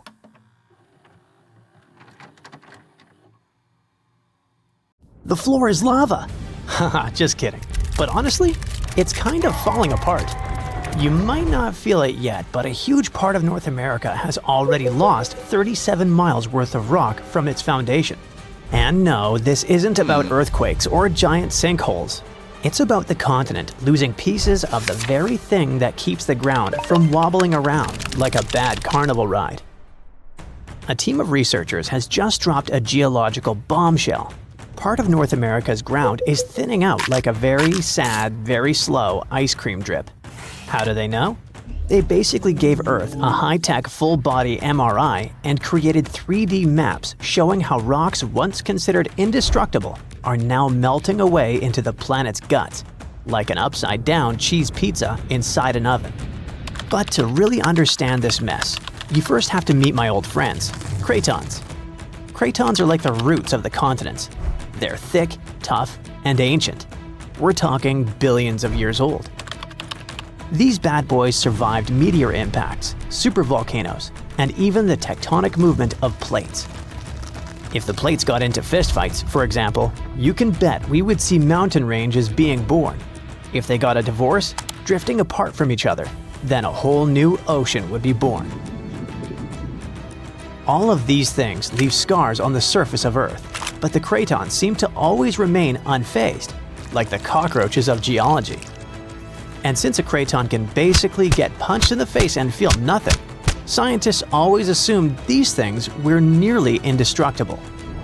But then, a group of researchers took their fancy machines to the test and realized that, wait, the cratons are falling apart? How? Enter the Farallon Plate, a really ancient tectonic plate that started to slide under North America's major plate over 100 million years ago. This is a pretty normal process, actually. It's called subduction, and it's how Earth recycles rocks and keeps itself from overheating. This subduction thing has been happening for so long that, by now, the Farallon is almost 400 miles away from the craton, sitting pretty chill at the lower mantle, weirdly close to the outer core of our planet. But the Farallon has been causing trouble, like that one roommate who moved out but keeps leaving weird stuff in the fridge. You see, as it sinks, it tugs on the bottom of North America's foundation, stretching it out and causing pieces to fall off into the deep mantle. And if that wasn't enough drama, the sinking Farallon has also leaked water and carbon dioxide into the surrounding rocks, making the craton even softer and easier to shred apart. Thanks, Farallon. Very cool of you. By studying hundreds of earthquakes across thousands of monitoring stations, scientists have confirmed the story. Big chunks of continental material are dripping downward, thinning the craton by as much as 37 miles. That's more missing rocks than can fit into a milk carton. Sounds dramatic, right? But don't worry. This is happening at a snail's pace. It'll take millions of years for anything noticeable to happen. Your great-great-great-great few grandkids from the distant future might still be standing on solid ground. But don't get too comfy. This thing may not be an urgent problem, but there's another type of sinking that's happening faster than you can say, "Help." Here's the thing. By 2050, at least 32 major cities in the US, including New York, Baltimore, and Charleston, could be partially underwater. And guess what? This one is mostly our fault. Scientists noticed that since 2007, some cities have been sinking into the ground between 0.04 and 0.08 inches every year. Charleston, in South Carolina, is pulling ahead in the worst way possible, sinking 0.15 inches annually. Sure, these numbers sound tiny and a bit ridiculous, but Charleston is barely 9 feet above sea level, and a little sinking goes a long way when the ocean is breathing down your neck. On really bad flood days, people there have to abandon their cars and basically swim home. This whole phenomenon is called land subsidence, and when you mix sinking land with rising sea levels, you get a disaster cocktail of flooded streets, salty farmland, ghost forests, and a lot of very cranky homeowners. And it doesn't stop with just homes. Infrastructure like bridges, roads, airports, and power plants, all things we rely on daily, are also at risk of serious damage. Flooded electrical grids and sunken highways could cause billions more in economic losses and create major safety hazards for communities. Now, let's be fair. Not everything is humanity's fault. Some of this trouble dates all the way back to the Ice Age. About 12,000 years ago, massive ice sheets covered the northern US. They were heavy, like seriously heavy. The weight pushed the land down, and when the ice melted, the ground didn't just pop back up like a trampoline. Instead, it started playing a weird game of geological seesaw. The places that were squished started rising, and the places that weren't got pulled down. This whole process, called glacial isostatic adjustment, try to say that 3 times fast. But of course, humans found a way to make it worse. Groundwater extraction is a major culprit. Think of it like pulling the stuff out of the mattress. After a while, the whole thing just sags. In places like California's Central Valley, the land is dropping by up to 8 inches a year because we keep pumping out water during droughts. In cities like New York, the problem isn't just water. Skyscrapers themselves are making it worse. Yep, turns out if you stack millions of tons of concrete and steel onto soft ground, it tends to flatten. And in case you're wondering, the total mass of New York City's buildings is around 1.68 trillion pounds. That's about the same as 3.5 million statues of liberty piled up. With so much weight concentrated over a relatively small area, the underlying soils have no choice but to compress over time. And if you thought it couldn't get messier, think again. We've been building dams, which stop rivers from delivering fresh sediment to coastal areas. That sediment is kind of like Mother Nature's way of fluffing the ground back up. Without it, coastal lands are compacting like an old sponge. Plus, when wetlands are drained for agriculture or construction, the peaty soil dries out and collapses. Honestly, it's like the ground just can't catch a break. Scientists also noticed that the areas that used to be lush wetlands are now among the fastest sinking spots in the country, especially along the Gulf Coast. Louisiana, for example, is losing about a football field of land because of this mix of subsidence and rising seas. So what's the endgame here for us regular people who just want to live above sea level? Well, it's not looking great. Ghost forests, which are basically drowned woodlands, are popping up. Farmland is turning salty and unusable. And even sunny day flooding, where streets flood without any rain, is becoming a thing. Yikes! Meanwhile, over on the West Coast, California is not exactly winning either. San Francisco and Los Angeles are both sinking, which means that rising sea levels could hit them twice as hard and twice as fast. In some places like the Palos Verdes Peninsula, the ground has been sinking so fast, people over there might as well live like moles. So, is America turning into the next Atlantis? Probably not next week, but without serious action, like cutting back on groundwater pumping and planning smarter cities, at least 500,000 people are in serious danger. And the housing damage could easily rack up a jaw-dropping $109 billion by 2050. In the end, while North America isn't about to sink like a poorly made souffle, it's definitely showing some cracks in the crust. So maybe let's ease up on groundwater pumping, rethink how and where we build, and invest a little more in keeping our feet dry. After all, if the floor really does become lava someday, we're gonna wish we had at least fixed the leaks first. You're on a ship when you notice some water foaming nearby. It looks as if a huge vessel just sunk there, but you don't see any debris. Steam is rising over the water, and large bubbles appear on the surface. In a couple of minutes, you see a small piece of land appear right in front of your eyes. It's releasing flames and lava. Millions of gallons of water evaporate in the mouth of the volcano. Frightened, you get away from this place. For the next 3 years, the small island covered with volcanoes will slowly be emerging from the water.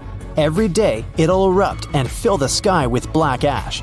When the ash settles, it'll get mixed with the water and form the shore.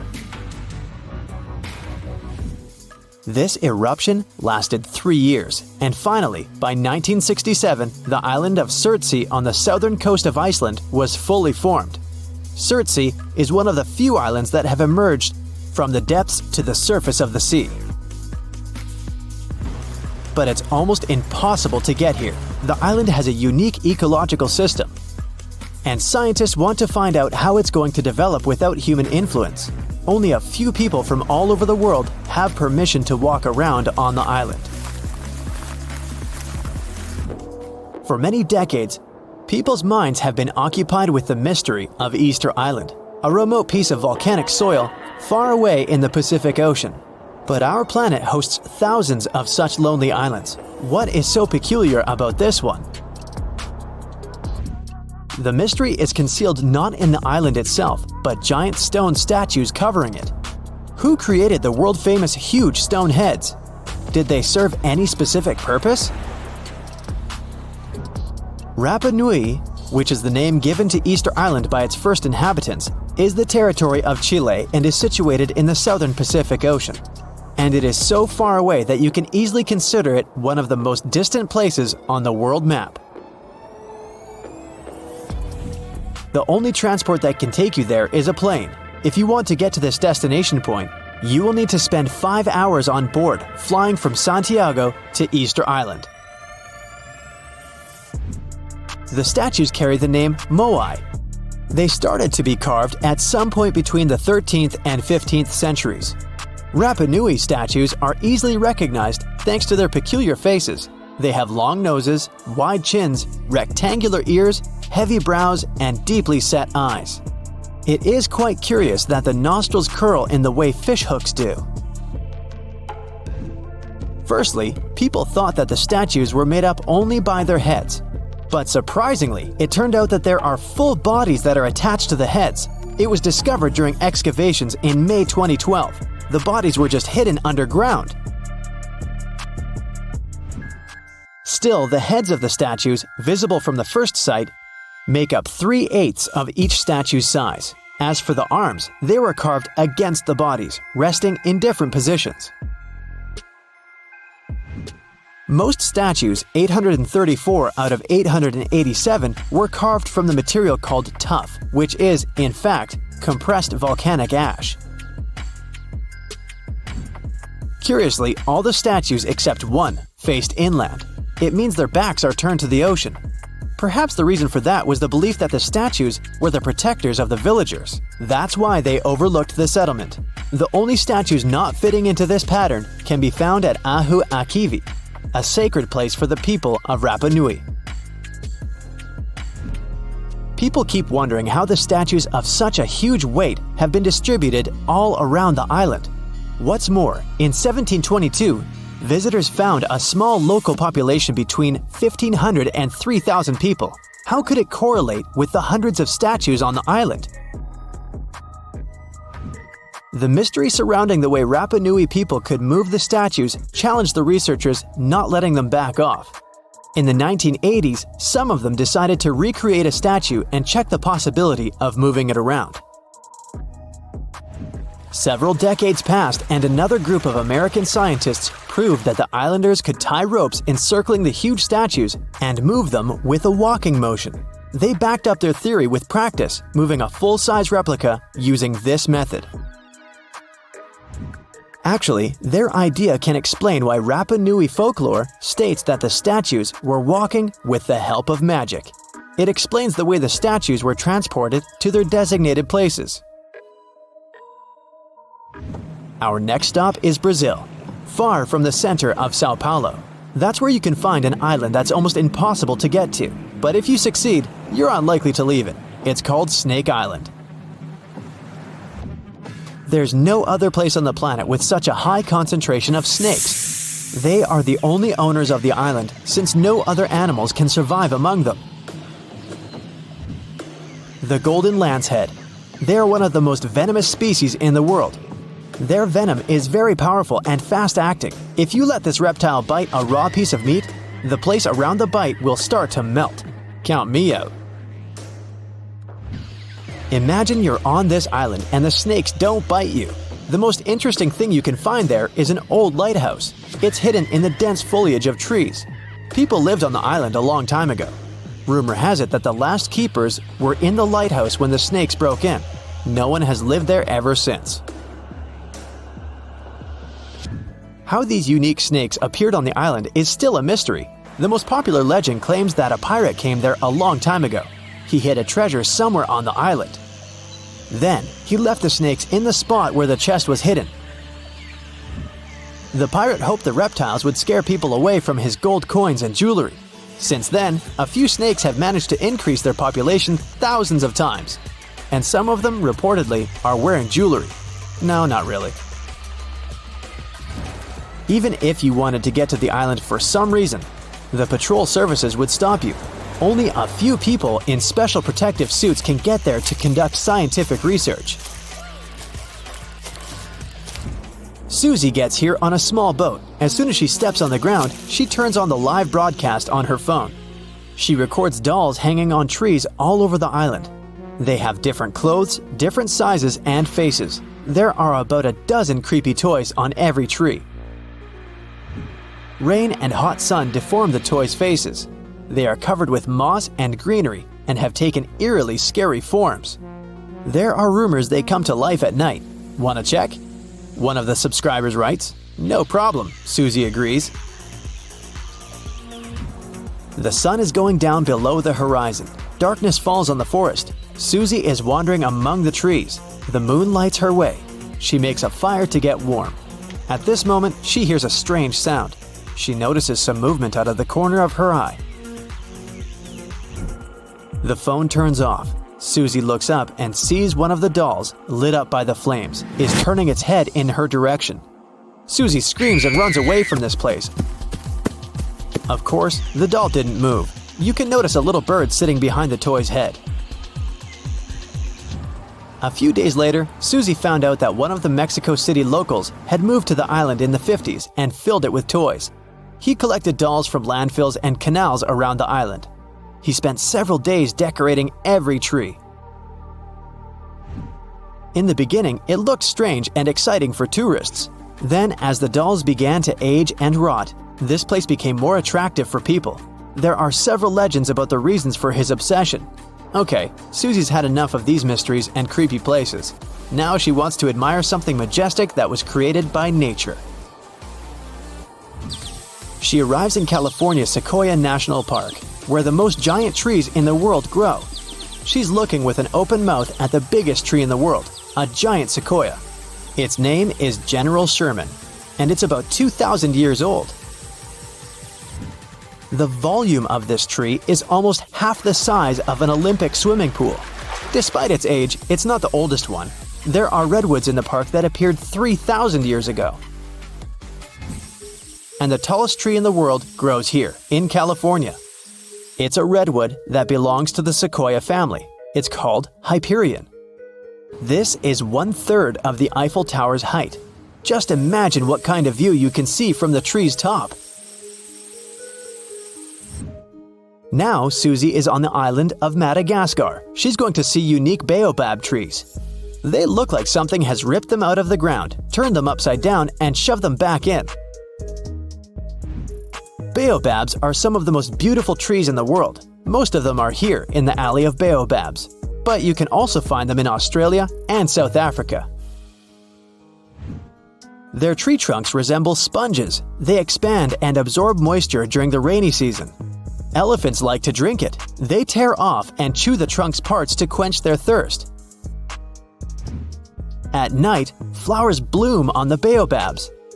They smell like sour milk and attract bats. But the most interesting thing is that the baobab doesn't dry out and doesn't fall like other trees after the end of its life. It crumbles, settles, and leaves a pile of pieces on the ground. So, does the mysterious Devil's Gardens in the Amazon rainforest ring any bells? Don't worry, it's not some spooky phenomenon. It's the work of some tiny but mighty insects called the lemon ants.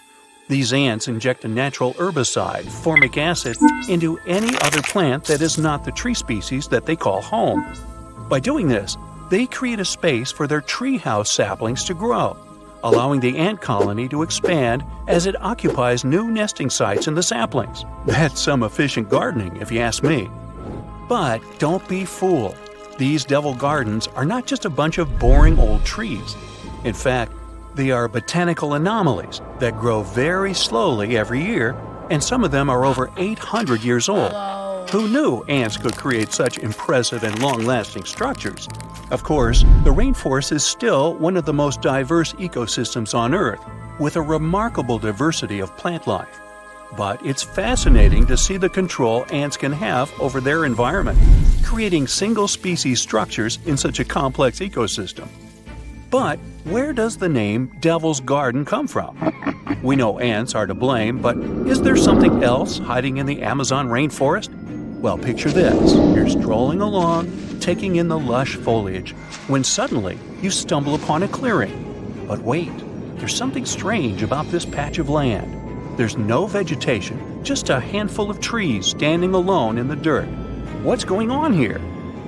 It's easy to understand why people came up with this name after seeing the weird stretch of vegetation. And as humans do, they came up with quite an impressive legend to back up the story.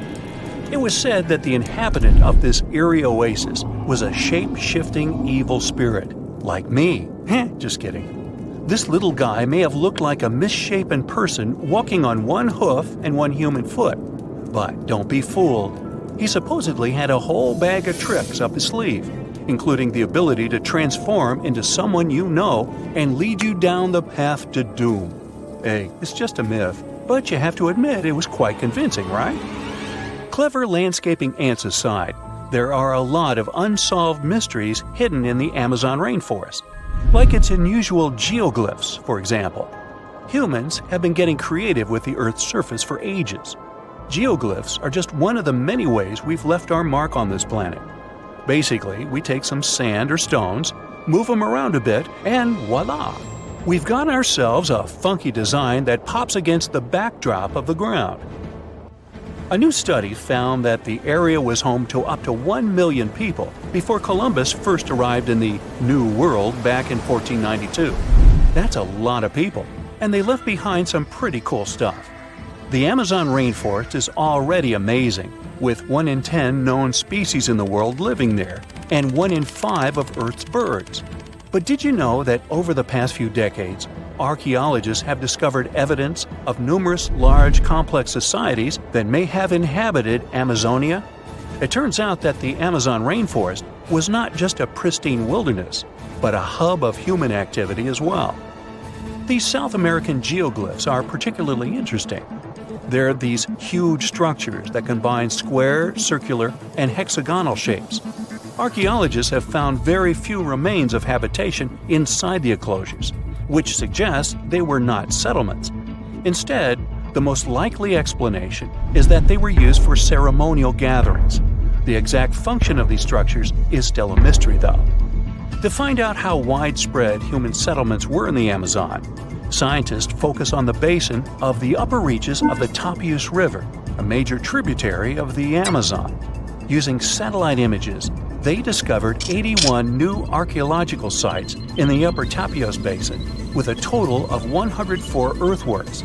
That means there is no gap in the network of earthworks spanning across Amazonia's southern rim.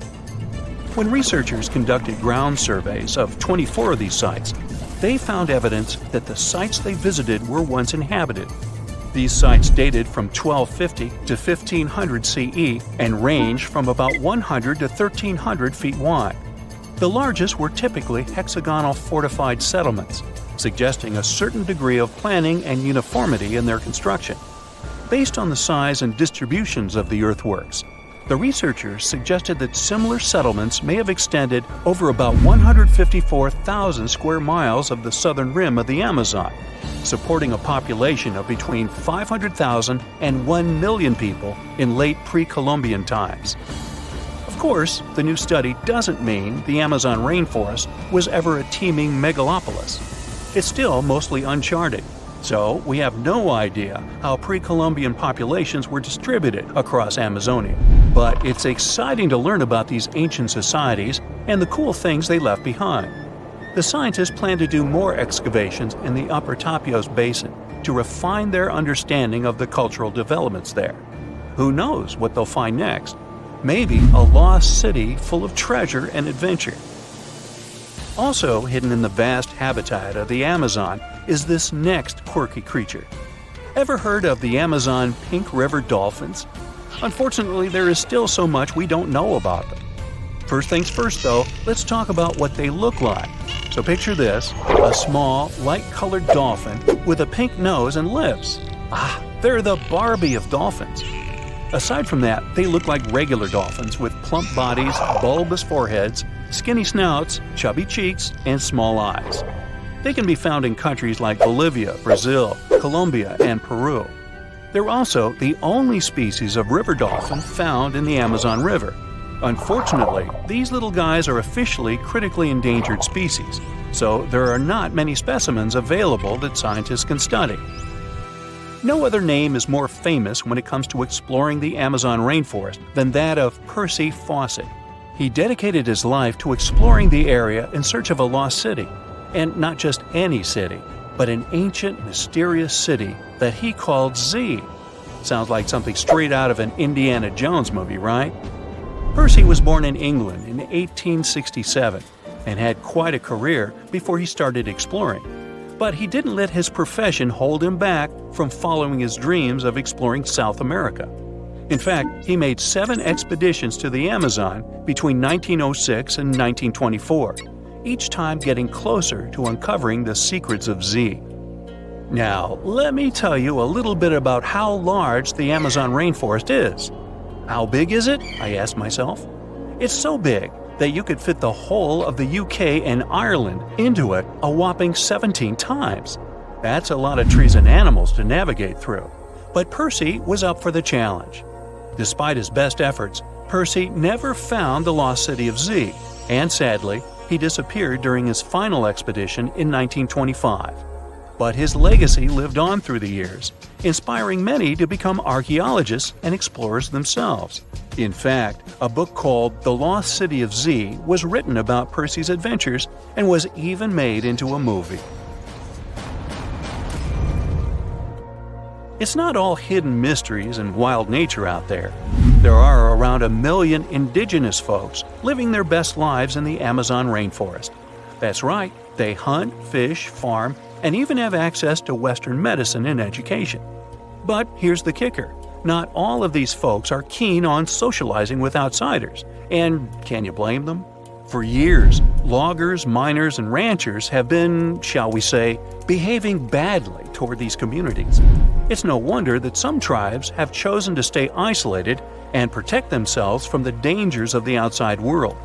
In fact, in 2018, Brazilian authorities were able to snap a photo of a man dubbed the Indigenous Man in the Hole. He's the last remaining member of his tribe. But don't feel too bad for him. He's doing just fine on his own and has made it pretty clear that he's not interested in outside visitors. The authorities still leave him some seeds and tools though, so it's not all bad news. Well, here you are, on a week-long trek through the Himalayas. You're exhausted. The cold is cutting through to your bones, and suddenly, you stumble upon a human skeleton near a lake. You look around, and there are dozens, maybe even hundreds of bones scattered across the ground. Well, guess what? This really happened in 1942 with an Indian forest official. Since this chilling discovery, researchers have been trying to figure out how so many people lost their lives in such a remote, isolated spot. So, what happened up there? We're talking about Rupkund, a lake sitting at over 16,000 feet in the Himalayas. But it's not just known by that name.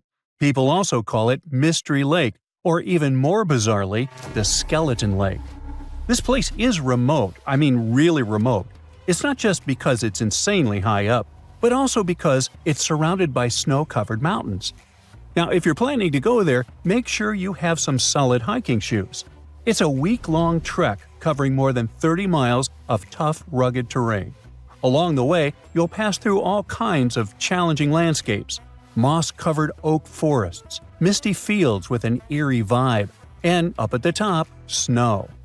The highest point of the trek is a knife-edge ridge called Junargali. Just below that lies Rupkund. The closer you get to the lake, the darker the atmosphere feels. And on the ground, you can find human skeletons scattered around, belonging to more than 300 people. Along with them, there were things like wooden artifacts, leather slippers, and rings. Okay, so something really macabre happened here. But what? Well, we have 3 main theories. Theory number 1, the local legend. According to this story, a long time ago, a king named Raja Justival went on a pilgrimage deep into the Himalayas to reach a sacred mountain temple.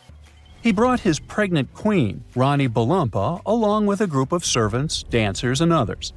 While they were up in the mountains, a massive hailstorm hit, or as the legend goes, an angry deity started hurling iron balls from the sky.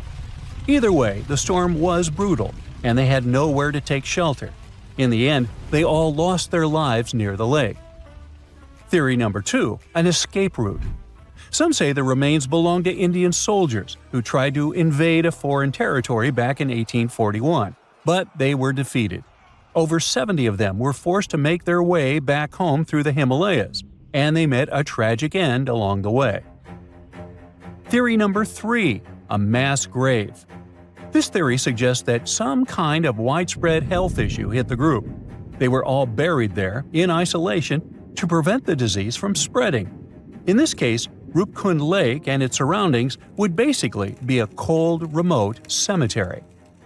Now, do you know what all these theories have in common? They all assume that the skeletons belong to a single group of people who died in one catastrophic event. But then science came along and things got way creepier. In 2019, 28 scientists from institutions in the US, India, and Germany teamed up for 5 years to figure out what the heck happened up there. They studied the remains of 38 individuals, 23 men and 15 women. And right there, we can already toss out theory number 2. That's important because if these people had been soldiers on a military mission, you would expect most, if not all of them, to be men. Armies in the past were almost entirely male. But here, there were just too many women for that to make sense.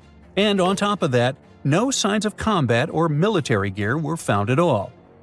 After a genetic analysis, researchers noticed that the individuals weren't part of the same family, at least not by blood, like third-degree relatives or closer. And most importantly, they were mostly healthy. These two facts help rule out theory number 3. It probably wasn't some kind of highly contagious health problem. But the most shocking part is that these skeletons didn't belong to just one single group. They actually came from 3 distinct groups. The first group had ancestry that falls within the range of present-day South Asians, basically from the regions that are now India, Pakistan, and Nepal. The second group had ancestry typical of Eastern Mediterranean, just like people from today's Greece, or more specifically from Crete. And they also identified one individual with Southeast Asian-related ancestry. The dating also shows that these remains weren't deposited at the same time. In other words, groups 1 and 2 didn't live during the same period. Their deaths were actually spread out over as much as 1,000 years. Oh great, now theory number 1 is out the window too.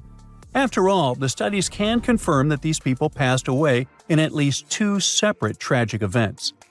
According to the researchers, there is a possible clue about where at least some of the people with South Asian ancestry might have come from, or why they were even up there in the first place. Rupkund Lake isn't part of any major trade route or anything like that, but it is along the path of a pilgrimage called the Nanda Devi Raj Jat. It still happens today, once every 12 years, where people hike through the mountains for worship and celebration. Now, the written records of this pilgrimage only show up around the late 1800s, but there are inscriptions in nearby temples that go way back, like to the 8th or 10th century. So, it's possible the tradition started much earlier, and maybe some of these people passed away during one of those early pilgrimages, due to a heavy storm or some other natural disaster. Okay, but how do we explain the group that came from Greece? Well, that's definitely more puzzling. First, because there aren't any historical records or evidence to explain who these people were or what they were doing in the far reaches of the Himalayas, so it's hard to know where to start. The study suggests that they could have been a group of unrelated men and women born in the Eastern Mediterranean region around the time the Ottoman Empire controlled that area. The evidence suggests that they had a diet mostly based on land-based foods, not the seafood you would expect from people living near the coast. So they might have lived inland and somehow ended up in the Himalayas, possibly traveling for reasons that researchers can't fully explain yet. The best guess is that they were also participating in a pilgrimage, but honestly, it seems pretty unlikely that people from Europe would have traveled all the way to Rupkund just to do that. And let's assume they did. What exactly happened to them? I mean, how did they all pass away in the same exact spot? Well, the researchers can't say for sure, but people online love to speculate. You think? Some suggest that they fell from the Junagarli Ridge, or since they were at such a high altitude, maybe they passed away due to acute mountain sickness. Up there, the oxygen levels are much lower, which can lead to things like headaches, vomiting, and dizziness. The problem is, it can escalate quickly, and if it affects your lungs and brain, it can become life-threatening. So yeah, it could have happened. But it's still strange to think it happened to so many people all at once. We definitely still need a lot more answers when it comes to Rupkund. But one of the obstacles researchers face is that the site remains highly disturbed and unpreserved. Over the years, trekkers have moved around the skeletons, or worse, some have even taken them home as macabre souvenirs. But the more we mess with those remains, the harder it becomes to find an accurate answer in the future, no matter how much science advances. So, for now, the Mystery Lake will remain exactly that, a big mystery.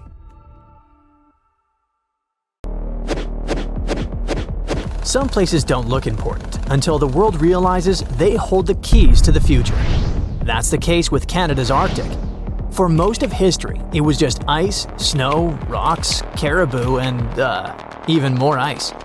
But now, it's about to become one of the most important places on Earth, and maybe make Canada a global superpower. Why? Because it's hiding minerals that power electric vehicles, satellites, and missile systems, while the demand is skyrocketing. However, it's not just mining and having resources, it's also about control. Right now, China has a massive head start because it refines over 90% of the world's rare earths. That means if you want to launch a satellite, manufacture advanced electronics, or even just keep the lights on in your fancy smart home, odds are you're relying on China. And that makes a lot of world powers very nervous. Because when everything's going electric, the last thing you need is being dependent on your geopolitical rival. So now, the global clean tech treasure hunt is officially on. The US, Europe, Japan, Australia, they're all competing. However, the latest technology and untapped potential might give Canada the upper hand. Canada's had these minerals for decades. But with low prices, tough terrain, and no global rush, they mostly stayed untouched. However, Ottawa is finally stepping up its game. Back in 2022, Canada rolled out the Critical Minerals Strategy with billions in funding and tax perks to get companies digging. There's also plans to build the necessary roads, ports, and power lines to tap into those remote deposits up north. Canada already produces more than 60 minerals and metals, but 31 of them are now considered critical. 6 of those are having VIP treatment: lithium, graphite, nickel, cobalt, copper, and rare earth elements. But digging it up is just step 1. The real plan? Keep it local. Melt that frozen treasure into shiny new batteries right at home. That means not just mines, but also refineries, processing centers, and high-tech factories popping up where there used to be nothing but snowdrifts and silence. While others are talking, Canada's busy paving roads and stringing power lines. Slowly but surely, they're turning snowfields into a high-tech playground. Getting to all that buried treasure used to be nearly impossible.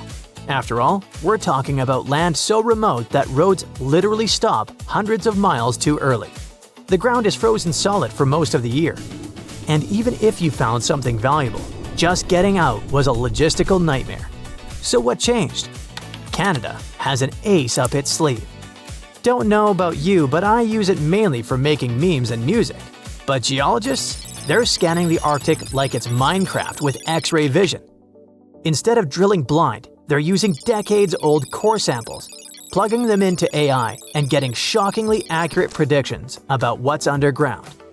It's like upgrading from a pirate's treasure map to a GPS that actually says, "Dig here." Companies like Geological AI and Cobalt Metals are already doing this, pouring data into AI and getting X marks the spot hits for nickel, cobalt, and rare earths. In the Northwest Territories, Canada is running a pilot lab that uses AI and digital scanning to reanalyze decades-old rock samples. The goal is to spot hidden mineral deposits that old methods might have missed without digging a single new hole. All that sounds great, but maybe I made it sound simpler than it is. Digging up the Arctic is a logistical nightmare. For starters, this isn't just a remote patch of land. The Canadian Arctic is huge.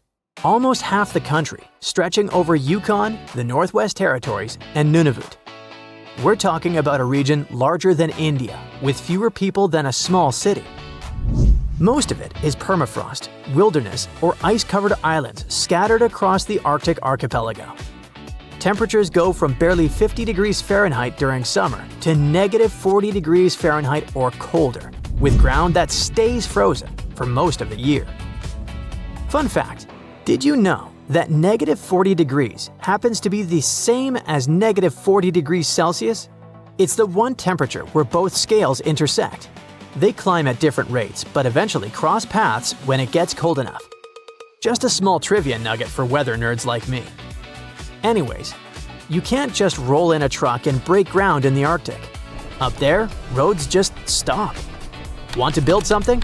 It can take years, and one nasty winter can put everything on ice. And if you want to continue up north, you need more of everything. More food, more fuel, more machines, which means even more money. Speaking of money, another chilling fact is how much this all costs. Mining in the far north is way more expensive than doing it in, say, Australia or Chile. An AI might tell you where the minerals are, but people and big machines still have to dig, and that costs a fortune. But that's not all. Most of the Canadian North is Indigenous land. First Nations, Inuit, and Métis communities have lived there for thousands of years, and mineral hotspots often sit right on their ancestral grounds. So when Canada talks about unlocking the Arctic, it's not just a question of roads and robots. It's a question of partnership and collaboration. And that's not optional. Legally, projects on Indigenous land require consultation and, in many cases, consent. The good news, some communities aren't just involved, they're leading the way. In regions like Nunavut and the Northwest Territories, Indigenous-owned corporations and world powers are already shaping how development happens on their terms. If Canada wants to pull this off, it's going to need more than tech and funding. It's going to need trust. So with all that in mind, can Canada pull this off? Honestly? With technological advancements and partnerships, it doesn't seem impossible. But Canada isn't just doing one thing right. It's doing a bunch of things at the same time. Let's recap. Hidden resources? Checked. New strategy? In place. Big funding? Approved. AI tools? Deployed. Indigenous partnerships? Underway. Infrastructure? Already breaking ground. It's a snowball turning into an avalanche. Exploration boosts investment. Investment speeds up roads. Roads unlock more deposits. More deposits attract more factories. It's a feedback loop, and if they keep feeding it, the whole Arctic operation could go from an idea to empire faster than anyone expects, giving a whole new meaning to the phrase frozen assets. But this doesn't just help Canada. It could save the US a whole lot of trouble. If all goes to plan, the US won't need to ship rare earths halfway across the planet. It can just look north, wave at the caribou, and get what it needs from its closest neighbor. That's why the US has publicly backed the effort, offering support and funding to help build a trusted North American supply chain. For Canada, this could be the moment it stops being just a supplier of raw materials and starts becoming a critical power broker in the clean tech economy. For the US, it's like discovering your neighbor has been secretly building a battery factory in their backyard while you were building electric vehicles. And globally? Well, the abundance of resources tends to lower the prices, and that's always a good thing for us regular people. Cheaper cobalt, nickel, and lithium mean cheaper batteries, and cheaper batteries mean more affordable electric vehicles, energy storage, phones, laptops, the works. Now, don't get too excited just yet. Like we said, mining in the Arctic isn't cheap, but in theory, once Canada's clean tech engine is fully up and humming, more supply and shorter supply chains should gradually bring costs down. And it's not just about price tags, it's about stability.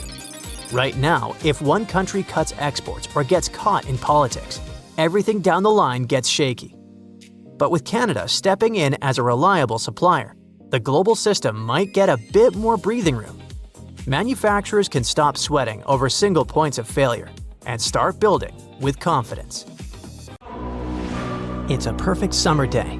You're relaxing on the beach, dipping your toes into the cool water, when suddenly, BAM! A 56-foot aquatic nightmare rockets from the waves. It's the size of 2 London double-decker buses, sporting about 60 razor-sharp teeth, including bonus chompers on the roof of its mouth, because why not? This aquatic beast isn't picky about its diet either. Sharks? Turtles? Other sea monsters? Yep, they're all on the menu. Meet the Mosasaur, a group of marine reptiles that ruled the oceans millions of years ago. If you've seen Jurassic World, you'll recognize them as the stars of that epic moment when a massive creature leaps out of the water to snatch a great white shark like it's sushi. That's a Mosasaurus, and it's every bit as terrifying as it sounds. Recently, scientists stumbled upon a fossil of one of those marine monsters in, of all places, Mississippi. Yes, Mississippi, the land of magnolias and catfish. Turns out it's also home to ancient sea dragons. This discovery was a happy accident. A team of geologists was mapping the terrain in east-central Mississippi when they noticed something strange poking out of the ground. It wasn't a rock or a seashell. It was a vertebra, and a massive one. In fact, it was so large it barely fit in the hand of the scientist who found it. The fossil likely belonged to the largest known species of mosasaur, the Mosasaurus hoffmanni. Now, the biggest mosasaur ever found clocked in at a staggering 56 feet long. This new specimen hit a solid 30 feet at least, and while it might not break the world record, it certainly makes the crown for the biggest mosasaur ever discovered in Mississippi. Fun fact, that's still longer than the average RV, and with way worse gas mileage. To be fair, the Mississippi Museum of Natural Science already had a couple of mosasaur fossils in its collection. But this newcomer might just steal the spotlight. And this isn't an isolated incident. In 2015, paleontologists unearthed the skull of a 24-foot-long mosasaur in North Dakota. Years later, a private fossil hunter, yes, that's a thing, found an equally huge mosasaur in Texas. Well, its jaw at least. These sea monsters, also known as sea dragons, by the way, actually have one of the wildest origin stories in paleontology. The very first skull was found way back in 1764 in a chalk quarry in the Netherlands. And at the time, scientists thought it was a whale. Then came a second skull, which was so impressive that French revolutionaries literally looted it during a siege in 1794. Legend has it they swapped it for 600 bottles of wine. Doesn't sound like a fair trade to me. That fossil actually helped pioneer the concept of extinction and got paleontologists buzzing for centuries. Since then, mosasaur fossils have popped up all over the world, like ancient scaly celebrities leaving their mark. From the Mississippi backwoods to the deserts of Morocco, from New Jersey to Belgium, scientists have uncovered everything from teeth to full skulls, sometimes even misplacing them in museum drawers for centuries. So what exactly were these terrifying titans of the deep? Well, let's just say, if ancient oceans had a most likely to eat everything in sight award, the mosasaur would win it. Picture a gigantic scaly torpedo with a mouth full of about 60 razor-sharp teeth, including some growing on the roof of its mouth like dental overkill. It had a long, muscular tail for propulsion and 4 paddle-like limbs that worked like turbocharged oars, letting it cruise through warm, shallow seas like a reptilian speedboat. Scientists believe they were close relatives of modern monitor lizards and snakes, which honestly just makes both of those animals way more terrifying. Some mosasaurs even might have had adaptations for sensing vibrations in the water, allowing them to detect movement from a distance, similar to how sharks use electroreception today. Their eyes were well developed too, giving them sharp vision in the dim ocean depths, a key advantage when hunting fast or elusive prey. But what really makes mosasaurs the stuff of prehistoric nightmares is their attitude. They were apex predators, and they knew it. Those sea monsters weren't picky eaters. Fish, turtles, birds, sharks, other mosasaurs. Basically anything that moved was dinner. Fossilized mosasaur stomach contents prove they practiced family dinner in the most metal way possible. If they were around today, your beach day would be a lot more exciting. Probably shorter. These guys were so intense, they dominated the whole world. It's safe to say, mosasaurs were the undisputed rulers of the late Cretaceous oceans. And like today's orcas or great white sharks, they probably used ambush tactics, sneaking up on prey from below before striking with explosive force. Bite marks found on the fossilized bones of turtles and even other mosasaurs suggest intense underwater battles worthy of a blockbuster movie. But how did one end up in Mississippi of all places? Well, rewind the clock about 80 million years and you'll find part of North America underwater. A vast shallow sea known as the Western Interior Seaway split the continent in two, running from the Gulf of Mexico to the Arctic Ocean. It was warm, teeming with life, and yes, crawling with sea monsters. This prehistoric seaway was a watery wonderland. Imagine long-necked plesiosaurs gliding through the water, birds with teeth diving for fish, and oysters the size of car tires clinging to reef-like structures. Even giant fish like this weird guy over here called it home. This ancient inland sea stretched over 600 miles wide in some places, but it was no more than a few hundred feet deep, making it ideal territory for predators like mesosaurs to thrive. The shallow depth also meant that their prey had few places to hide, turning the seaway into a prehistoric buffet. But the Western Interior Seaway wasn't a permanent fixture. As the Rocky Mountains rose, the seaway slowly disappeared. Over millions of years, it transformed from a shallow ocean to swamps and then to dry land. Today, what was once an ocean is now the Midwest, complete with cornfields, cows, and the occasion mosasaur vertebra hiding in the dirt. Now, this wasn't exactly the end of the mosasaurs. Sadly, even these monsters couldn't outswim extinction. Those massive sea beasts met their watery grave around 66 million years ago, when Earth got an unwelcome visitor, a 10-mile-wide asteroid. When that space rock slammed into what is now Mexico's Yucatan Peninsula, it unleashed destruction on a planetary scale. The impact triggered massive tsunamis, set forests ablaze, and shot so much debris into the atmosphere that sunlight was blocked out for months, maybe even years.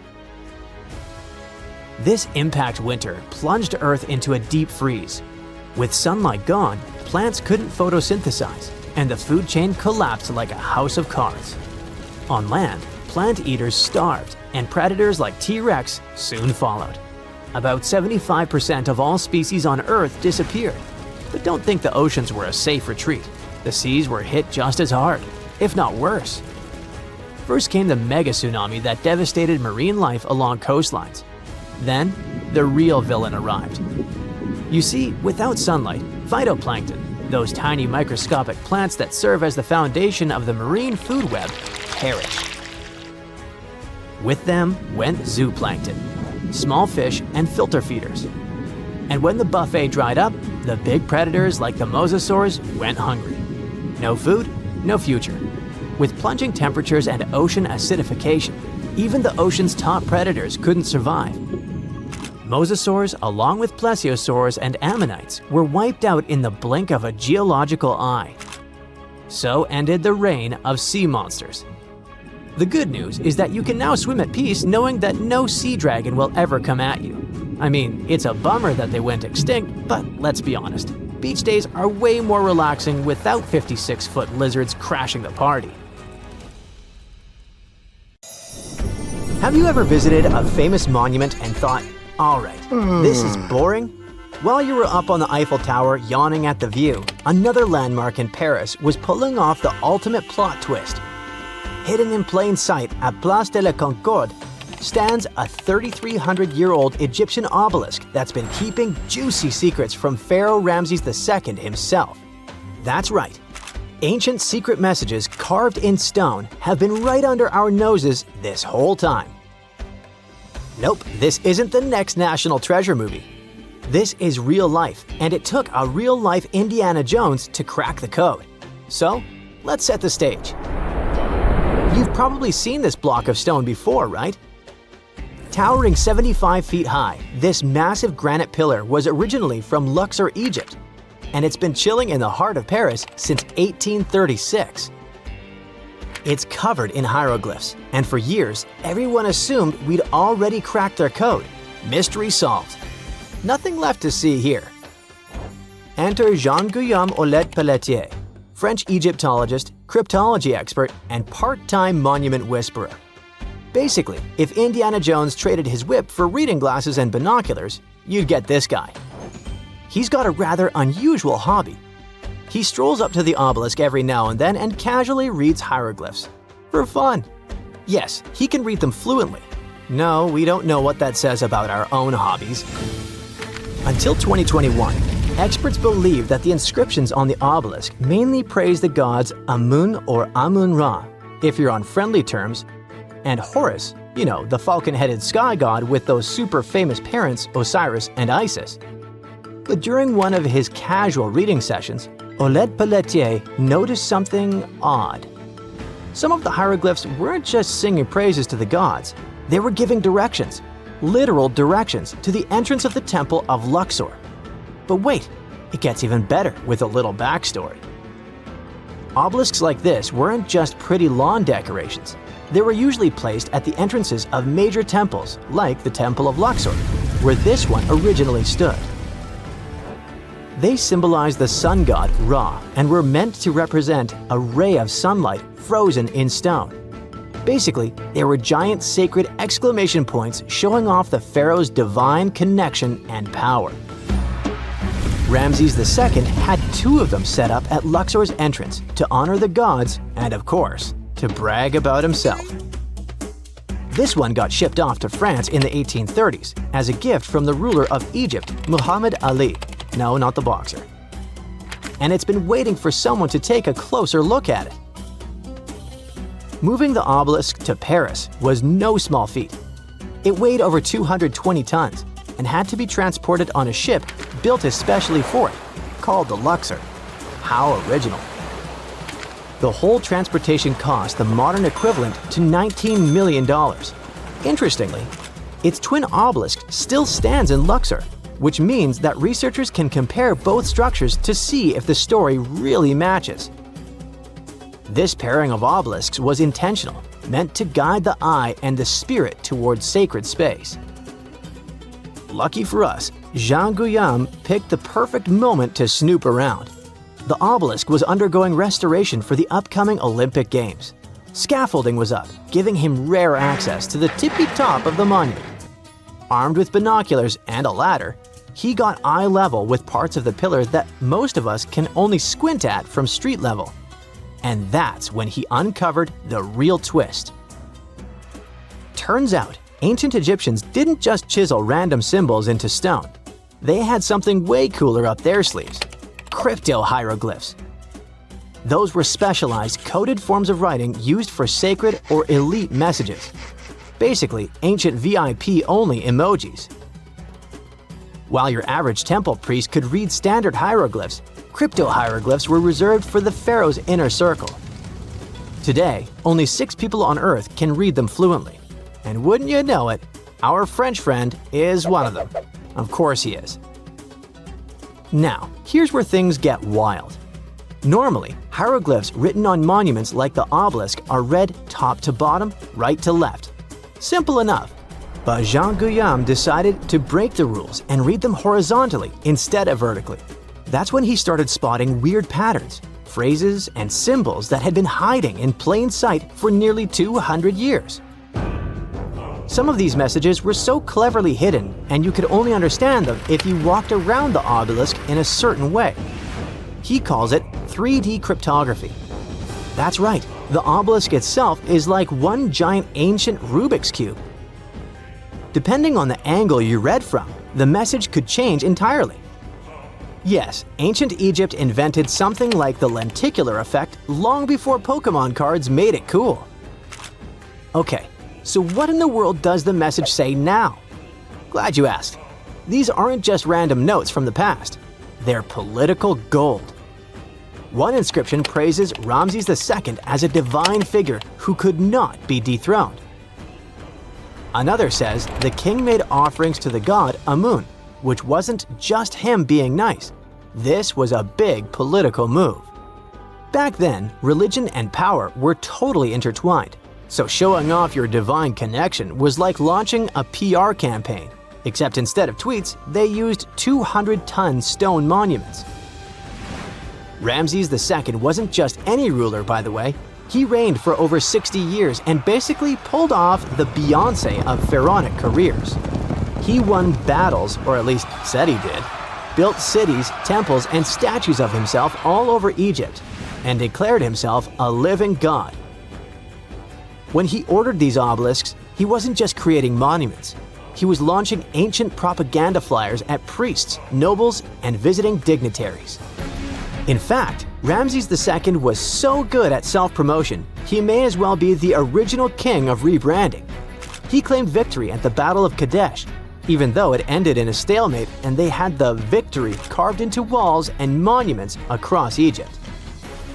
The Luxor obelisk was another way of reinforcing his godlike powers every time someone passed by or read its text. And here's the cherry on top. Some of these inscriptions were positioned just right so they'd be seen by nobles arriving by boat for a festival. That's probably the reason why they can only be read from a certain angle.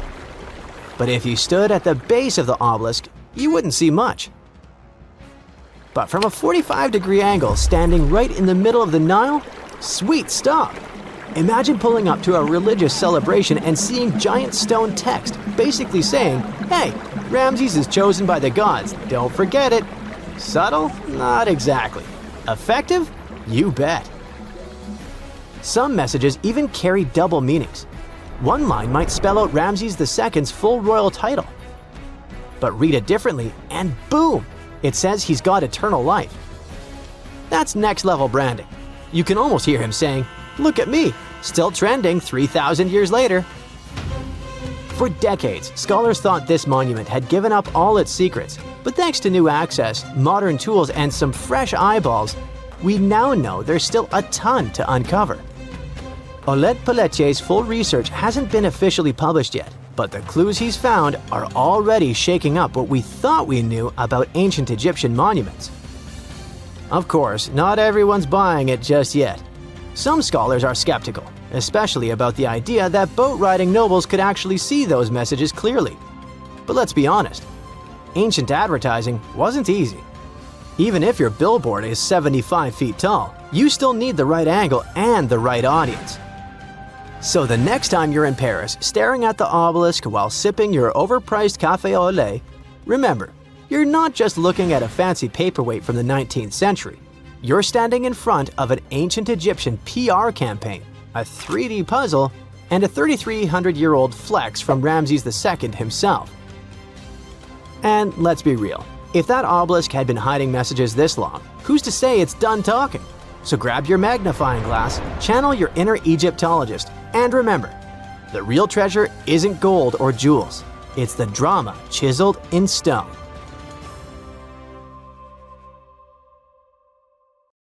Some mountains look so picture-perfect that you'd swear they were hand-sculpted by a divine architect. And the thing is, you're not that wrong if you think so. Wait, did someone really build mountains? Hidden deep in the Amazon rainforest, there's a bizarre cone-shaped peak that raises that exact question. And halfway across the world, there's a landscape that looks like someone spilled a massive bag of Hershey Kisses across a green field. No, you can't make this stuff up. Get ready to learn what would happen if a Hershey's Kiss and the Road to El Dorado movie had a baby in real life, because we're diving into two of the most mysterious and oddly satisfying natural formations on Earth, Cerro El Cono in Peru and the Chocolate Hills in the Philippines. One might be an ancient lost pyramid, and the other turns into chocolate every year. Well, sort of. Let's start with El Cono. This strange, solitary mountain rises more than 1,300 feet above the treetops in the heart of the Amazon, right near the Peru-Brazil border. Sure, the Amazon is no stranger to mountains.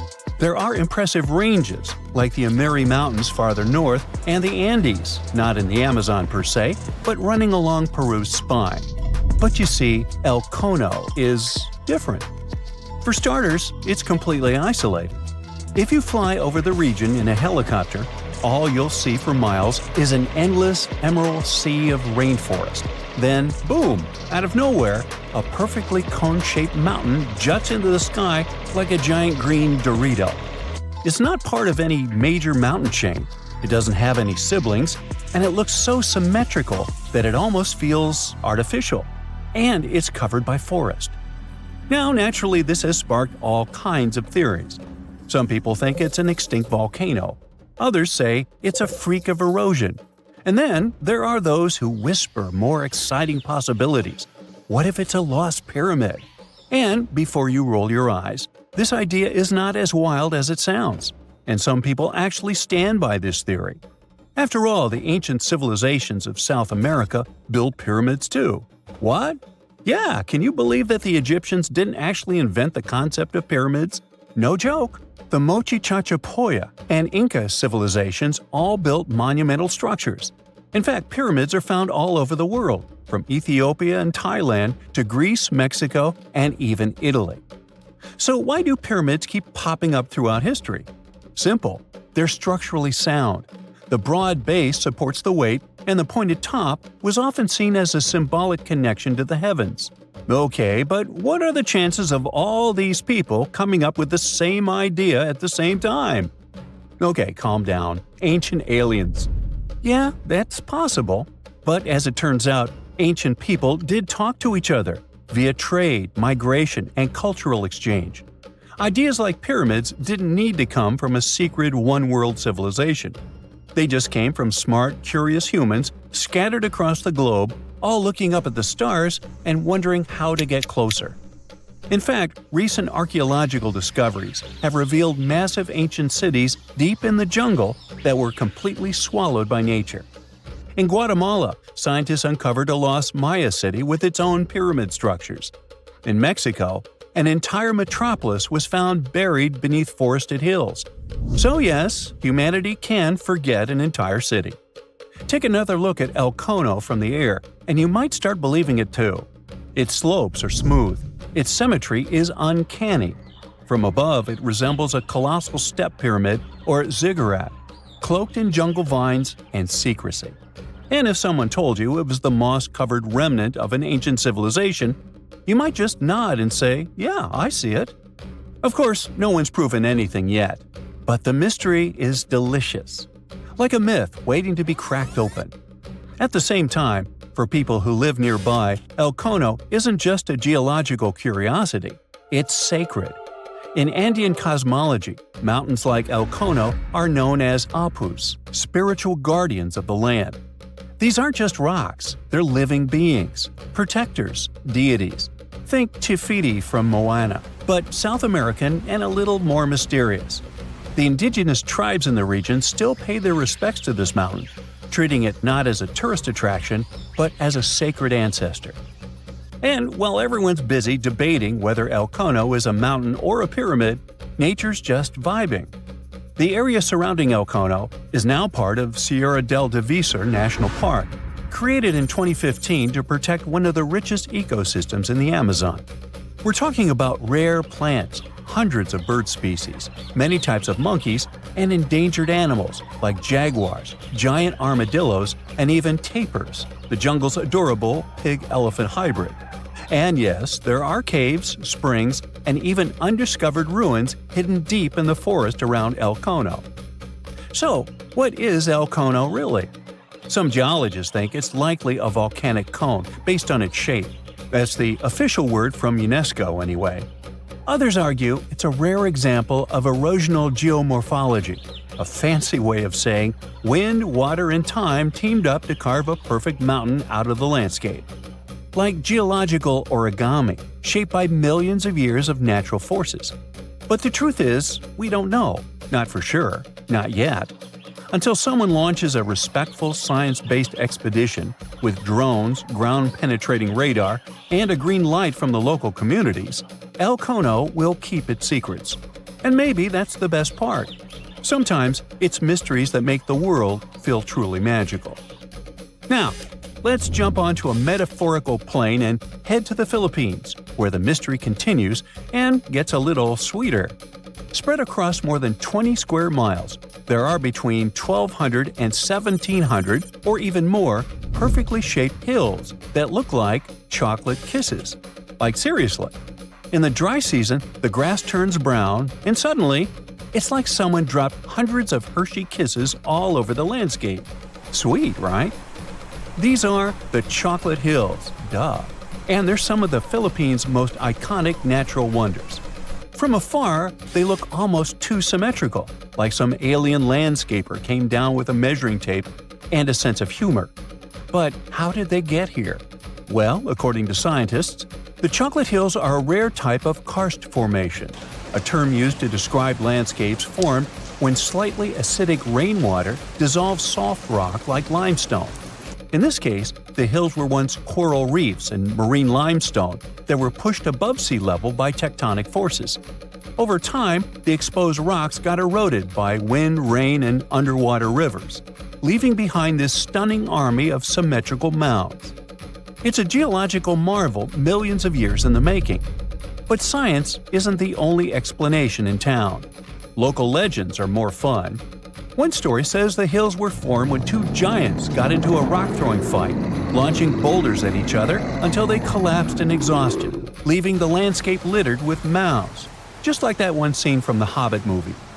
Another tale speaks of a heartbroken giant whose tears turned into earth, forming the hills as a tribute to his lost love. Oh. Today, the Chocolate Hills are a National Geological Monument and a major tourist attraction in the Philippines. They're also being considered for UNESCO World Heritage status, because, really, where else can you find such a naturally satisfying mix of geology and dessert? If you ever want to visit, it's pretty easy.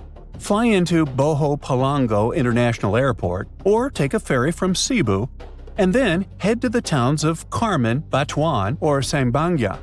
There are designated viewing decks, eco-parks, and even ATV tours that will let you explore the hills up close. So, whether you're chasing lost pyramids in the jungle or climbing a mountain that turns into chocolate in the summer, the planet still has places that surprise and delight. And that's the real treasure. Sometimes, nature's weirdest, most beautiful shapes aren't hiding aliens or ancient tech. They're just proof that Earth has a wild imagination.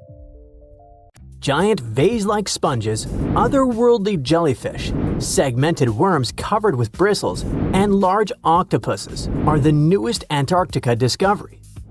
Scientists found them after a giant iceberg had broken away, and it turned out to be a treasury of ancient life under ice. In January 2025, a huge iceberg the size of Chicago, called A84, broke off from Antarctica's George VI ice shelf, which is a large ice shelf about 280 miles long, 12 to 43 miles wide, and around 820 feet thick. In the summer, which lasts from November to late February, the ice shelf melts at the surface, and meltwater ribbon lakes form. They're elongated and ribbon-like. That's how they got their name. Anyway, when the iceberg floated away, it left part of the ocean floor wide open, and it was a spot no one had ever seen before. Scientists on the research ship Falkor 2 were nearby in the Bellingshausen Sea. As soon as they heard about the iceberg, they immediately changed their plans. They understood that it was a super rare chance to check out something unknown and amazing, like lifting a rock in the forest to see what's hiding underneath. The researchers used an underwater robot named Sebastian and explored the deep sea for 8 days. They went as deep as over 4,200 feet. Down there, they found a hidden ecosystem. There were big corals and sponges literally packed with sea animals. A whole world under the ice.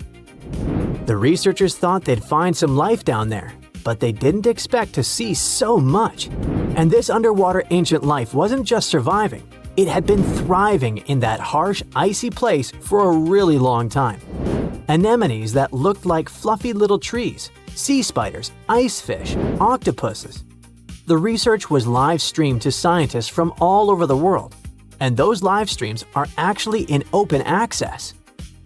The coolest thing was that some discovered creatures seemed to be new species. Yes, there are probably new species in Antarctica in 2025, and some might only live in this region. That's because Antarctica isn't just really far away. It's been cut off from the rest of the world for millions of years. The Antarctic circumpolar current surrounds it, like a big water moat surrounding a castle. But even if it turns out that those species are not new, the scientists have still found snails, worms with bristles, crustaceans, like tiny crabs and shrimp, and a species of the phantom jellyfish. Those are super rare and look otherworldly. Their official name is too complicated, so let's just call them the giant phantom jelly. This jellyfish is huge. Its bell, the round umbrella part on top, can be more than 3 feet wide. It has 4 long arms that trail behind it. Each one as long as 33 feet, about as long as a school bus.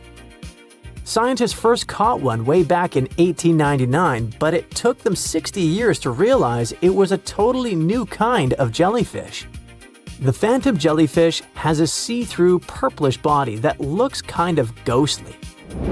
Instead of normal jellyfish tentacles, it has these ribbon-like arms that help it catch food and pull it into its mouth right in the middle. Even though jellyfish don't have brains like we do, researchers watching the giant phantom jelly noticed something surprising.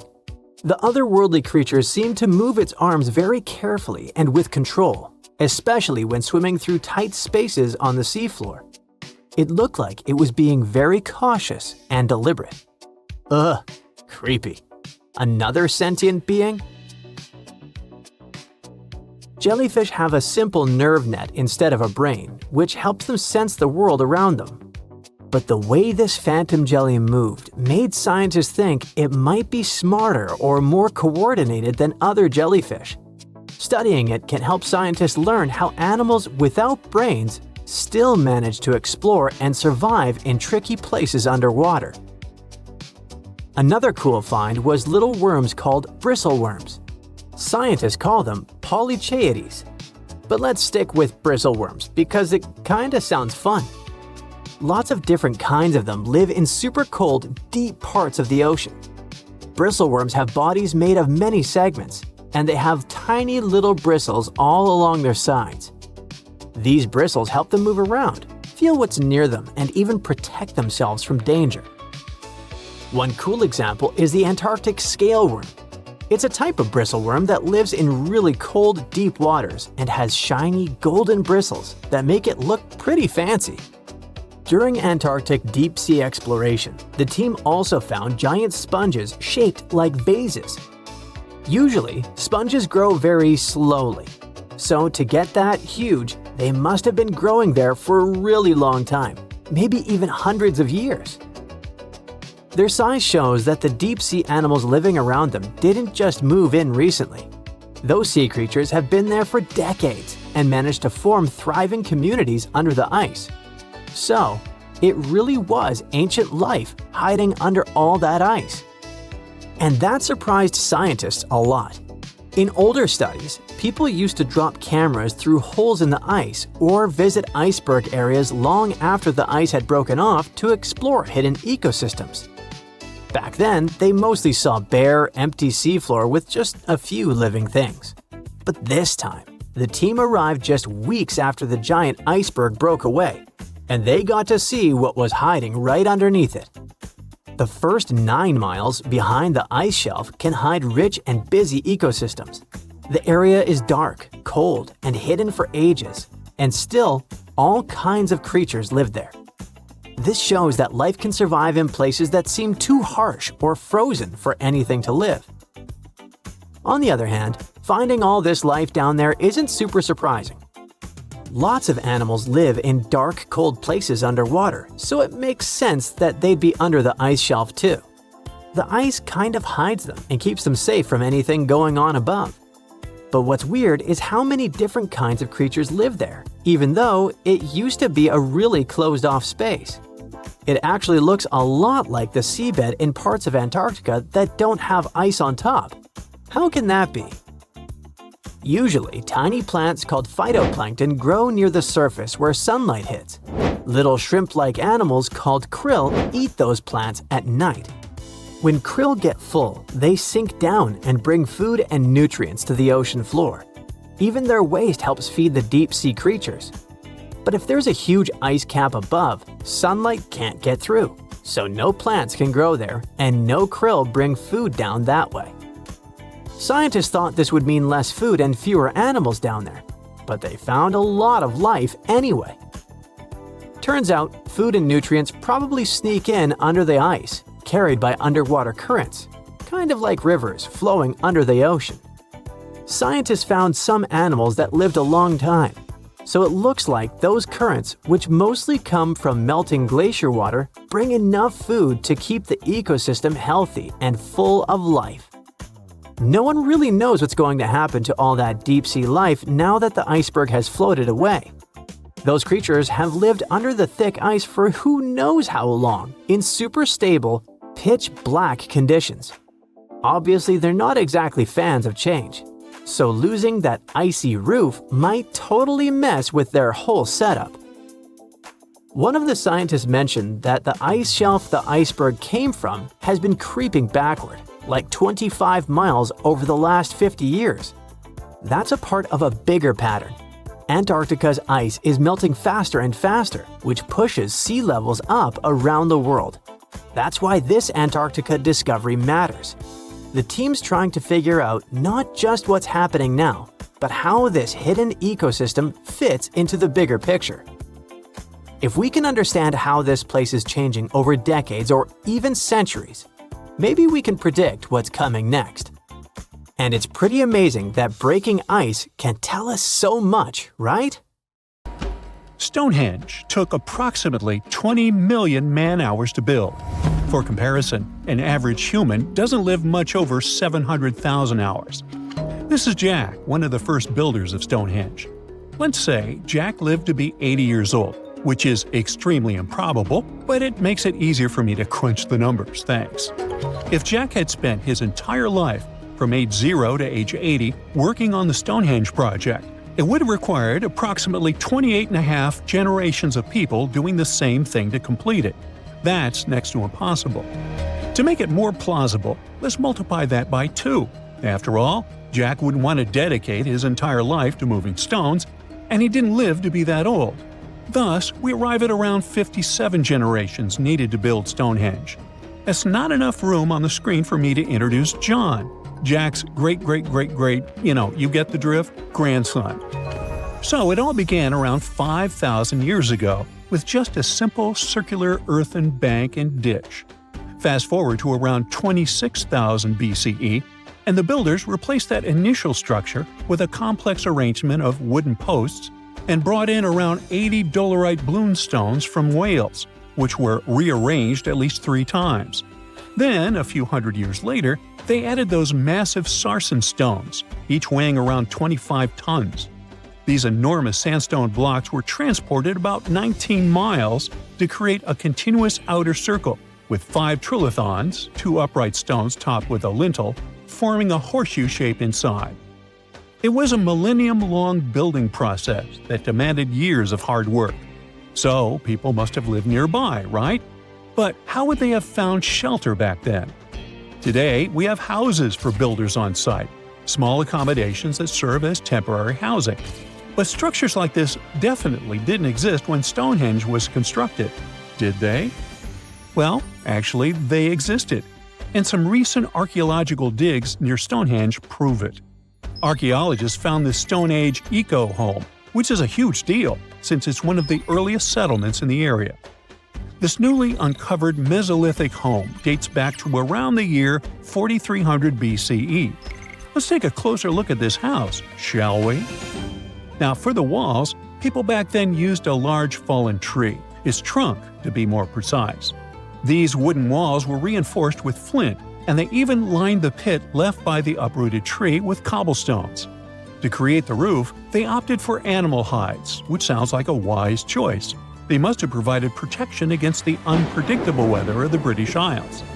Now, you might be wondering, the weather in Britain is indeed unpredictable, and it has been that way since time immemorial.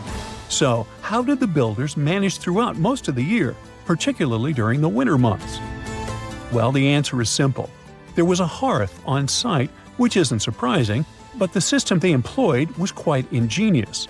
A hearth inside the house would have posed too great a risk, yet bringing hot stones into the dwelling was perfectly safe. While they were hot, they couldn't ignite the building.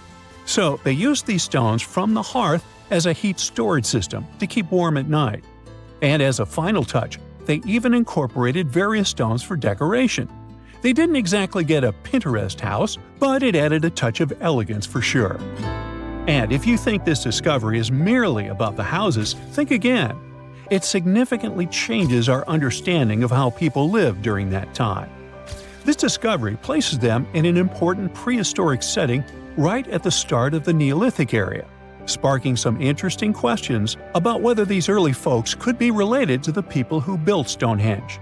But there's a big worry. Experts are concerned that this significant find, along with other buried archaeological sites, could be at risk if the authorities go ahead with plans to build a tunnel to reroute the A303 away from the World Heritage Site. Sure thing the house the scientists found wasn't in perfect shape, and it lacked some crucial elements people use for living. Some of them decayed over time, while others were simply absent. So the scientists took 20 tons of chalk, 5,000 hazel rods, and 3 tons of straw, and used all this to recreate the 4,500-year-old design houses. These new buildings are located close to Stonehenge, which is incredible since in this area, planning permission for even a new cowshed is problematic. So, what are these houses like? Well, first off, there are 4 of them, and they're oval-shaped. They're built on the foundation of real houses that stood there about 4,500 years ago, just around the time the Stonehenge Eco House was going up. The houses aren't very big, they're single-room structures. When it comes to dimensions, it was straightforward to estimate since we could gauge the size of the roof and the height of the walls based on the foundations. Each side measures about 16 feet. However, the roof structure remains a bit of a mystery. There were a few differing thatching techniques back then, so pinpointing the exact method used for these dwellings is kind of a guessing game. For now, we think it involves knotted or tied straw carefully secured onto a hazel-woven frame. When fires are lit, the smoke from the hearth wafts up through the thatched roof. Now, remember those 20 tons of chalk? That was needed for the floors and walls. The white chalk walls and floors reflect sunlight and capture heat from the fire. But here's the kicker. The builders encountered a challenge because the ground was so waterlogged that some of the chalk floors took weeks to dry out. By the time they should have been bone dry, they were still as sticky as chewing gum. Now, it's safe to say people 4,500 years ago faced similar struggles, and we can really appreciate what they went through while building their homes. The final layer of daub was applied using rags, giving a smooth, almost shiny finish that looks surprisingly classy. The interiors are furnished with wooden and wicker beds and shelves, along with clay pots and jars, all centered around a cozy hearth. The spaces feel surprisingly roomy, and are filled with light that streams in through the thatched roof, bouncing off those white walls. Plus, the woven furniture adds a nice touch of authenticity to the vibe. The fires have been lit, and the first meal, bread crafted from flour ground on a stone mill next to the hearth, has been prepared. Those who tried the bread were pleasantly surprised by its flavor, finding it quite tasty. Now, here comes the bummer. Those who recreated the houses did cheat a little. While the materials used were authentic, the tools weren't. They used cement mixers to mix the daub, wheelbarrows to transport the timber, and logs by the hearth were split with steel axes instead of stone ones. Still, the builders aren't professionals, they're volunteers. So I think a bit of cheating is totally cool in this case. There are other volunteers on site who are more than happy to chat about the daily activities of the Stonehenge builders, from grinding grain with a quern to making rope from rushes. But these houses and the Eco House aren't the only remarkable things in the Stonehenge area. Some years ago, archaeologists uncovered a burial site close to Stonehenge that predates the monument itself. This Neolithic long barrow, dating back approximately 56 to 5,700 years, likely contains the remains of some of Britain's earliest inhabitants. The burial site was identified through aerial images that revealed its distinct shape beneath the crops. Salisbury Plain is rich with ancient sites, including Stonehenge, various mounds, and monuments. The area has remained undisturbed over the centuries, which is likely why so many ancient structures are still intact. This discovery also shows a significant shift in human lifestyle during that era, marking a transition from a nomadic existence to settled farming and animal husbandry, much like the eco-house itself. The long barrow in question measures about 85 feet long and 65 feet wide, though much of its above-ground structure has been lost to farming over the years. If this site is like others in the vicinity, it contains the remains of 30 to 50 individuals, along with cow skulls, which were significant to those early communities. That's it for today. So hey, if you pacified your curiosity, then give the video a like and share it with your friends. Or if you want more, just click on these videos and stay on the bright side.